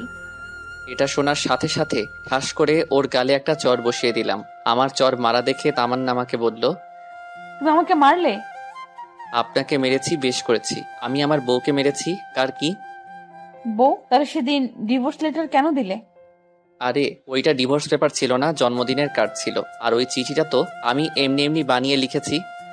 তাহলে কাল কলেজে এমন কেন করলে? আপনি যে আমাকে অপমান করেছিলেন, আর তাই আপনাকে বোঝাতে চেয়েছিলাম। আপনার কেমন লাগে? অনেক হারামি তুই। আমি কি একটু ভেতরে আসতে পারি? আম্মু দরজার সামনে দাঁড়িয়ে বলল, না, এখন ভেতরে কারো আসা যাবে না। যদি কেউ আসতে চায় তাহলে পরে আসবে। তুই কি ভাবছিস ওরা শুধু তোর ফ্রেন্ড, আমার না? ফারিয়া আমাকে সবকিছু বলেছে। শালার মেয়েদের পেটে কিছুই হজম হয় না। কি দরকার ছিল তন্নিকে এগুলো বলার? তারপর আমি বললাম, তোকে এই কথাগুলো ফারিয়া বলেছে, দেখ ওর কি হাল করি। কি করবি তুই ফারিয়ার? এই কথা বলে আস্তে আস্তে এগোতে লাগলাম। আমি বললাম, কি ব্যাপার, তুই এদিকে কেন আসছিস? কেন আসছি তাই না? দেখ একদম কাছে আসবি না, আমি কিন্তু চিল্লাচিল্লি করব। কর চিল্লাচিল্লি, দেখি কে আসে। আমি পিছাইতে পিছাইতে দেওয়ালের সাথে লেগে গেছি। এই কি করছিস তুই? বলার আগে ঠোঁট দিয়ে আমার ঠোঁটটা চেপে ধরলো। আমার পুরো শরীরের লোম দাঁড়িয়ে গেল। কিছুক্ষণ এভাবে থাকার পর আমি তন্নিকে একটু দূরে সরিয়ে দিলাম। বললাম, এই তুই কি পাগল? এটা আমার অফিস, বেডরুম না। যদি কেউ দেখে ফেলতো? দেখুক, তাতে আমার কি? খাইছিস? মাত্রই তো খাইলাম। আর ধুর, এটা না। দুপুরে খাইছিস? না, তোর জন্য রান্না করে নিয়ে আসছি। তুই করছিস নাকি আম্মা করছে? দুজনেই করছি। তুই এত কথা বলিস কেন? আচ্ছা ঠিক আছে, বলবো না। তুই ফ্রেশ হয়ে আয়, একসাথে খাবো। ওকে। এরপর তন্নি ওয়াশরুমে চলে গেল। আমি মনে মনে ভাবছি, অবশেষে তন্নি লাইনে আসলো। হারামি বন্ধুগুলো না থাকলে হয়তো কিছুই সম্ভব হতো না। একটু পর তন্নি বাইরে আসলো। আমি একটা প্লেটে ভাত দিয়ে তাকে বললাম, এই ধর, খেয়ে নে। আমি খাবো না। কি আজীব, তুই না একটু আগে বললি খাবি? এভাবে খাবো না। তো কিভাবে খাবি? যদি কেউ একজন খাইয়ে দেয় তাহলে খাবো। আমি আর কিছু না বলে ওকে খাইয়ে দিলাম, নিজেও খেয়ে নিলাম। খাওয়া দাওয়া শেষে তন্নিকে বাসায় পাঠিয়ে দিলাম। তন্নি চলে যাওয়ার পর ফাইলটা নিলাম। এমন সময় আয়মানের কল। দোস্ত কি অবস্থা? আরে মামা, কি বুদ্ধি দিলি, তন্নি তো পুরো ফিদা হয়ে গেছে। আরে কি বলিস? আর তন্নির জন্মদিনে এত বড় একটা সারপ্রাইজ দেওয়ার জন্য ধন্যবাদ। আমি ভুলেই গেছিলাম ওর জন্মদিন। আরে মামা, সারপ্রাইজের কি দেখলা? আরো বড় সারপ্রাইজ এখনো রয়ে গেছে। আরে কি বলিস, কি সারপ্রাইজ, তাড়াতাড়ি বল। না এখন না, বিকালে কফি শপে আয়, বাকিরাও আসবে, সবাইকে একসাথে বলবো। আচ্ছা ঠিক আছে। শোন, আসার সময় তন্নিকে নিয়ে আসিস, আমি সানি আর ফারিয়াকে বলে দিচ্ছি। আচ্ছা ঠিক আছে। এই কথা বলে কল কেটে দিলাম। অফিস শেষ করে বিকেলবেলা তন্নিকে বললাম রেডি হতে। সে রেডি হতে চলে গেল। আমিও ফ্রেশ হয়ে একটা কালো শার্ট পরে বাসার বাইরে দাঁড়িয়ে আছি তন্নির জন্য। একটু পর তন্নিও আসলো। বাহ, সেও কালো শাড়ি পরে আসলো। আমি দেখে আরো একবার ক্রাশ খেলাম। হা করে তাকিয়ে আছি। একটু পর তন্নির ঝাঁকানিতে বাস্তবে ফিরে এলাম। আমাকে বলল, এভাবে হা করে তাকিয়ে আছিস কেন? মশা ঢুকবে। আরে না, আমি একটা কথা চিন্তা করতেছিলাম। কচু করছিলি? যা এখন রিক্সা নিয়ে আয়। তারপর আমি একটা রিক্সা নিলাম। আমি একটু দূরে সরে বসতে চাইলাম, কিন্তু আমার বাম হাতটা চেপে ধরে বসে আছে। একটু পর কফি শপে পৌঁছে গেলাম। দেখলাম সবাই বসে আছে। আমাদের দেখে সবাই দাঁড়ালো। ফারিয়া বলল, কিরে আজ এত ম্যাচিং, ঘটনা কি? কিসের ঘটনা? বুঝি, সবই বুঝি। আচ্ছা, বুঝলে ভালো। এই হারামির দল, চুপ কর, সবাই আগে বস। এরপর আমরা সবাই বসলাম। আইমান সবার জন্য কফির অর্ডার দিল। বন্ধু, এবার বল, কি এমন সারপ্রাইজ যেটা মোবাইলে বলা যায় না, এখানে বলতে হবে? দোস্ত, আবার তো বিয়ে। সত্যি? সত্যি। তারপর সবাই আইমানকে কংগ্রাচুলেশনস জানালাম। আমি বললাম, তো বিয়ে কবে? পরশুদিন। হারামির বাচ্চা, আগে বলিসনি কেন? দোস্ত, আমি নিজেও জানতাম না, আজকে সকালে আব্বা বলছে। আচ্ছা শোন, কালকে তোরা সবাই থাকবি, অনেক কিছু কেনাকাটা করতে হবে। আমি পারবো না, তোরা সবাই আসিস। না পারলে তুই বিয়েতেও আসিস না। ওরে ভাই, কাঁদিস কেন? আচ্ছা ঠিক আছে, আসবো। আমার কথা শুনে সবাই হাসাহাসি করতে লাগলো। তারপর অনেকক্ষণ আড্ডা দিয়ে কথাবার্তা বলে বাসায় চলে আসলাম। বাবার সাথে অনেকক্ষণ কথা বলে রুমে গেলাম। দেখি তন্নি সোফায় বসে আছে। আমি যাওয়ার সাথে সাথে বলে, একটা কথা বলতাম। তো বল, অনুমতির কি আছে? আজকে খাটে ঘুমা, আমার কোনো সমস্যা হবে না। কেন, চর খাওয়ার জন্য নাকি? দেখ, এগুলোর জন্য সরি, তুই খাটে ঘুমা, আমার সমস্যা হবে না। দরকার নেই, তুই ঘুমা। এই কথা বললে আমি সোফায় ঘুমিয়ে পড়লাম। তন্নি মন খারাপ করে বিছানায় ঘুমিয়ে পড়লো।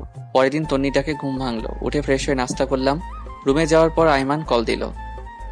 হ্যালো দোস্ত, কই তোরা? তাড়াতাড়ি আয়, আমরা সবাই ওয়েট করতেছি। দোস্ত, আমি না আসলে হয় না, তন্নিকে পাঠিয়ে দিব। ওকে, তুই আমার বিয়েতেও আসিস না। আচ্ছা, রাগ করিস না, আসছি। এরপর তন্নিকে বললাম রেডি হতে। দুজনে রেডি হয়ে মার্কেটের উদ্দেশ্যে রওনা দিলাম। একটু পর মার্কেটে চলে আসলাম। কিরে হারামি, এত দেরি কেন? আরে বলিস না, তন্নি আটা ময়দা মাখতে দেরি করে ফেলছে। তন্নি রেগে লাল হয়ে বলল, আমি আটা ময়দা মাখি? এই হারামি, তুইও তো ঘুম থেকে উঠতে দেরি করছিস, এখন আমার দোষ দিতেছিস, তাই না? এই তোদের ঝগড়া বন্ধ কর, দেরি হয়ে যাচ্ছে। ওকে চল, কেনাকাটা শুরু করি। শুরুতে একটা স্বর্ণের দোকানে গেলাম। তন্নি আর ফারিয়া দুজনে আইমানের বইয়ের জন্য গয়না পছন্দ করতেছে। অনেক ঘাটাঘাটির পর অনেকগুলো স্বর্ণের জিনিস নিল। তন্নি একটা নেকলেস নিয়ে বারবার নিজের গলায় জড়িয়ে দেখতে লাগলো। আমি খেয়াল করে দেখেছি, মনে হয় ওর পছন্দ হয়েছে, কিন্তু কিছু বলছে না।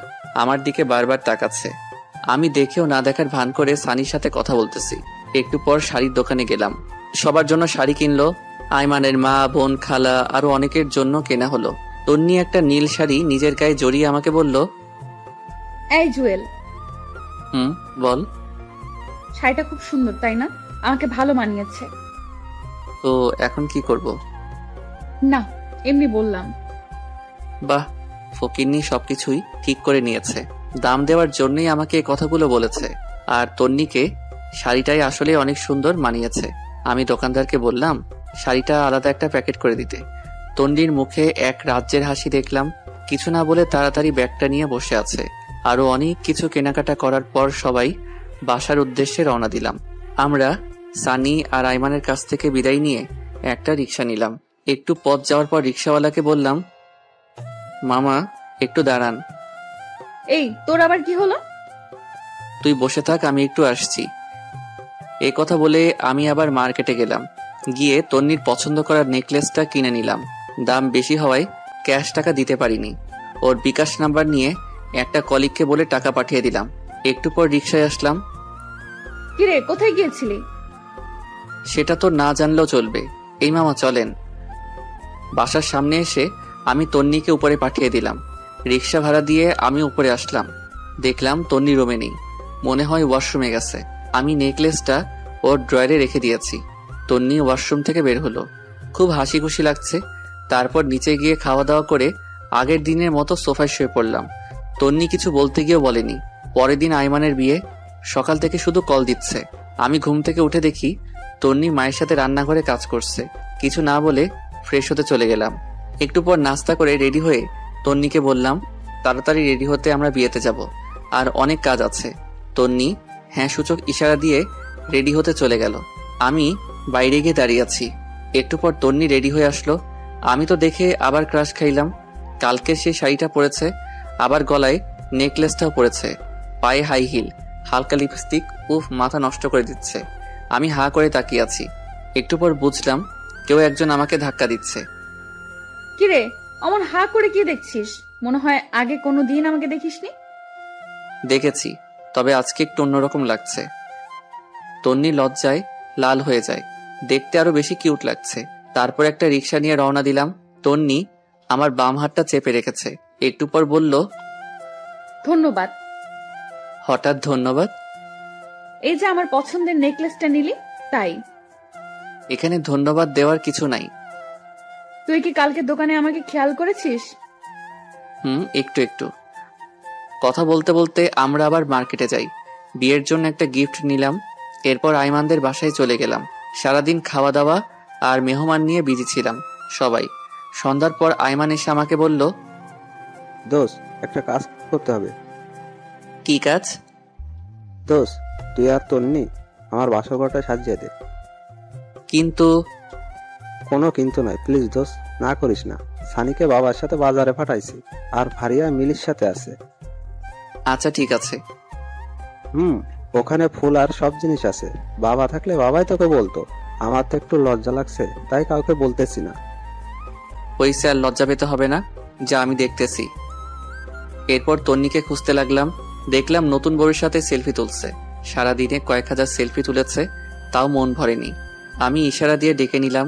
তারপর এসে বলে, বল, কেন ডেকেছিস?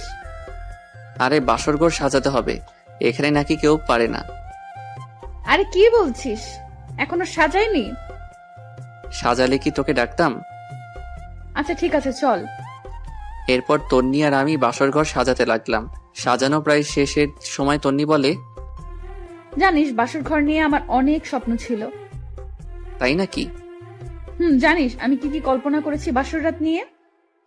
কি কি?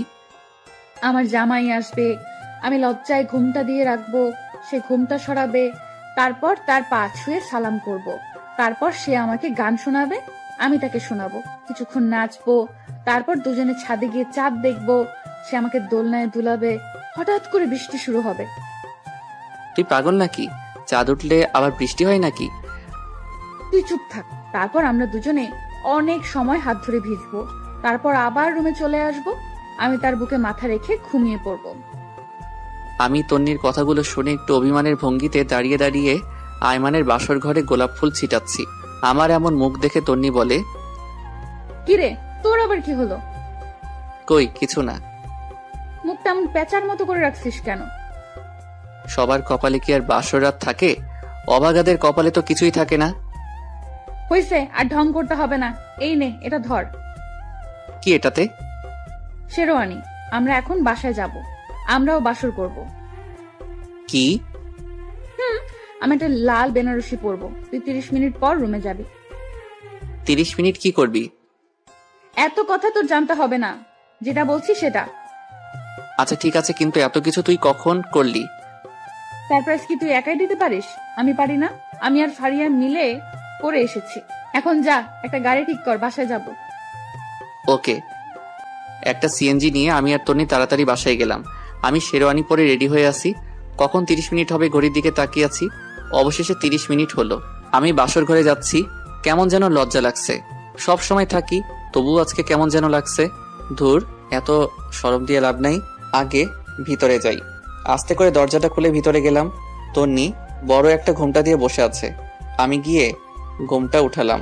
তন্নি খাট থেকে নেমে আমার পা ছুঁয়ে সালাম করলো। আমি বললাম, বেঁচে থাকো মা, স্বামী সংসার নিয়ে অনেক সুখী হও মা।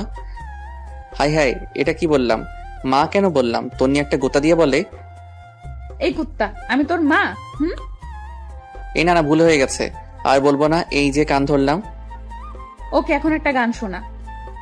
এই আমি তো গান পারি না। কি বললি? আচ্ছা শোনাচ্ছি। ওকে। বন্ধু তুই লোকাল বাস রে, বন্ধু তুই লোকাল বাস। এই হারামি, এটা কি গান? আরে মমতাজ খালামণির গান। রাখ তোর মমতাজ খালা, ভালো গান গা, নইলে ধাক্কা দিয়ে বাহির করে দিব। এরপর আমি শীতল বাতাসে দেখেছি তোমায় এই গানটা শোনালাম। তন্নিও একটা রবীন্দ্রসঙ্গীত শোনালো। মেয়েটার গলা বেশ ভালো। এরপর বলল, আয় একটু নাচি। দূর, আমি নাচ পারি না। হালকা নাচ, যেমন তেরি মেরি গানটাতে হালকা নাচি, আয়। আমি তো সানি লিওন আর উর্বশীর গান ছাড়া নাচতে পারি না। মায়ের খাবি কিন্তু। এরপর উড়াধরা কিছুক্ষণ নাচ দিলাম। আমি তো হাসতে হাসতে শেষ। তন্নি বলল, চল ছাদে যাব। ঠিক আছে চল। এভাবে না, আমাকে কোলে নিয়ে চল। কি আর করা, ওকে কোলে নিয়ে ছাদে গেলাম। একটু পর বললাম, এই তুই কি খাস? ওরে আল্লাহ, এ তো অজন তুই, আর একটু হলে তো মরেই যেতাম। তন্নি কিছু না বলে আমার একটা হাত ধরে হাঁটতে লাগলো। আমারও অসম্ভব ভালো লাগা শুরু হলো। এরপর আমি তন্নিকে কোলে নিয়ে পুরো ছাদ ঘুরলাম। একটু পর শুরু হলো ঝুম বৃষ্টি। তন্নির ইচ্ছাটা উপরওয়ালা পূরণ করে দিল। দুজনে অনেক সময় দিয়ে ভিজলাম। হঠাৎ একটা বাজ পড়ার সাথে সাথে তন্নি আমাকে জড়িয়ে ধরলো। এইভাবে কিছুক্ষণ চলার পরে দুজনে নিচে চলে আসলাম। তন্নি ভেজা কাপড় চেঞ্জ করে আসলো, আমিও আসলাম। একটু পর বললাম, এই শোন, আমরা ফ্রেন্ড ছিলাম ঠিক আছে, কিন্তু এখন তো স্বামী স্ত্রী হয়ে গেছি। এখন আর তুই করে বলবো না, তুমি করে বলবো। না, আমি তুই করেই বলবো। কিন্তু কেন? আচ্ছা ঠিক আছে, সবার সামনে তুমি বলবো, আর এমনিতে তুই করে বলবো। আচ্ছা ঠিক আছে। এই শোন, আমার না অনেক ইচ্ছা আমার টুইন বেবি হবে। তাই নাকি? তাহলে তো আমাকে ডাবল কষ্ট করতে হবে। কেন? একটা ছেলের জন্য যে কষ্ট করতে হবে, দুজনের জন্য তো ডাবল কষ্ট করতে হবে, তাই না? এই তোর মতলব কিন্তু আমি বুঝে গেছি। তাই নাকি? তাহলে তো ভালো। এই খবরদার কাছে আসবি না। আসলে কি হবে শুনি। আমি আস্তে আস্তে আগাতে লাগলাম আর তন্নি পিছাতে লাগলো। পিছাতে পিছাতে একসময় খাটের উপর গিয়ে পড়ে যায়। তন্নি লজ্জায় লাল হয়ে যায়। একটা কাপড় দিয়ে মুখ ঢেকে ফেলে। আমি কাপড়টা সরিয়ে ওর মিষ্টি মাখা ঠোঁটে আস্তে করে আমার ঠোঁটটা বসাই দিলাম। তারপর দুজনে হারিয়ে গেলাম অজানা এক রাজ্যে। থামেন, অনেক কিছু দেখে ফেলেছেন, এবার আমাদের একটু একা থাকতে দেন।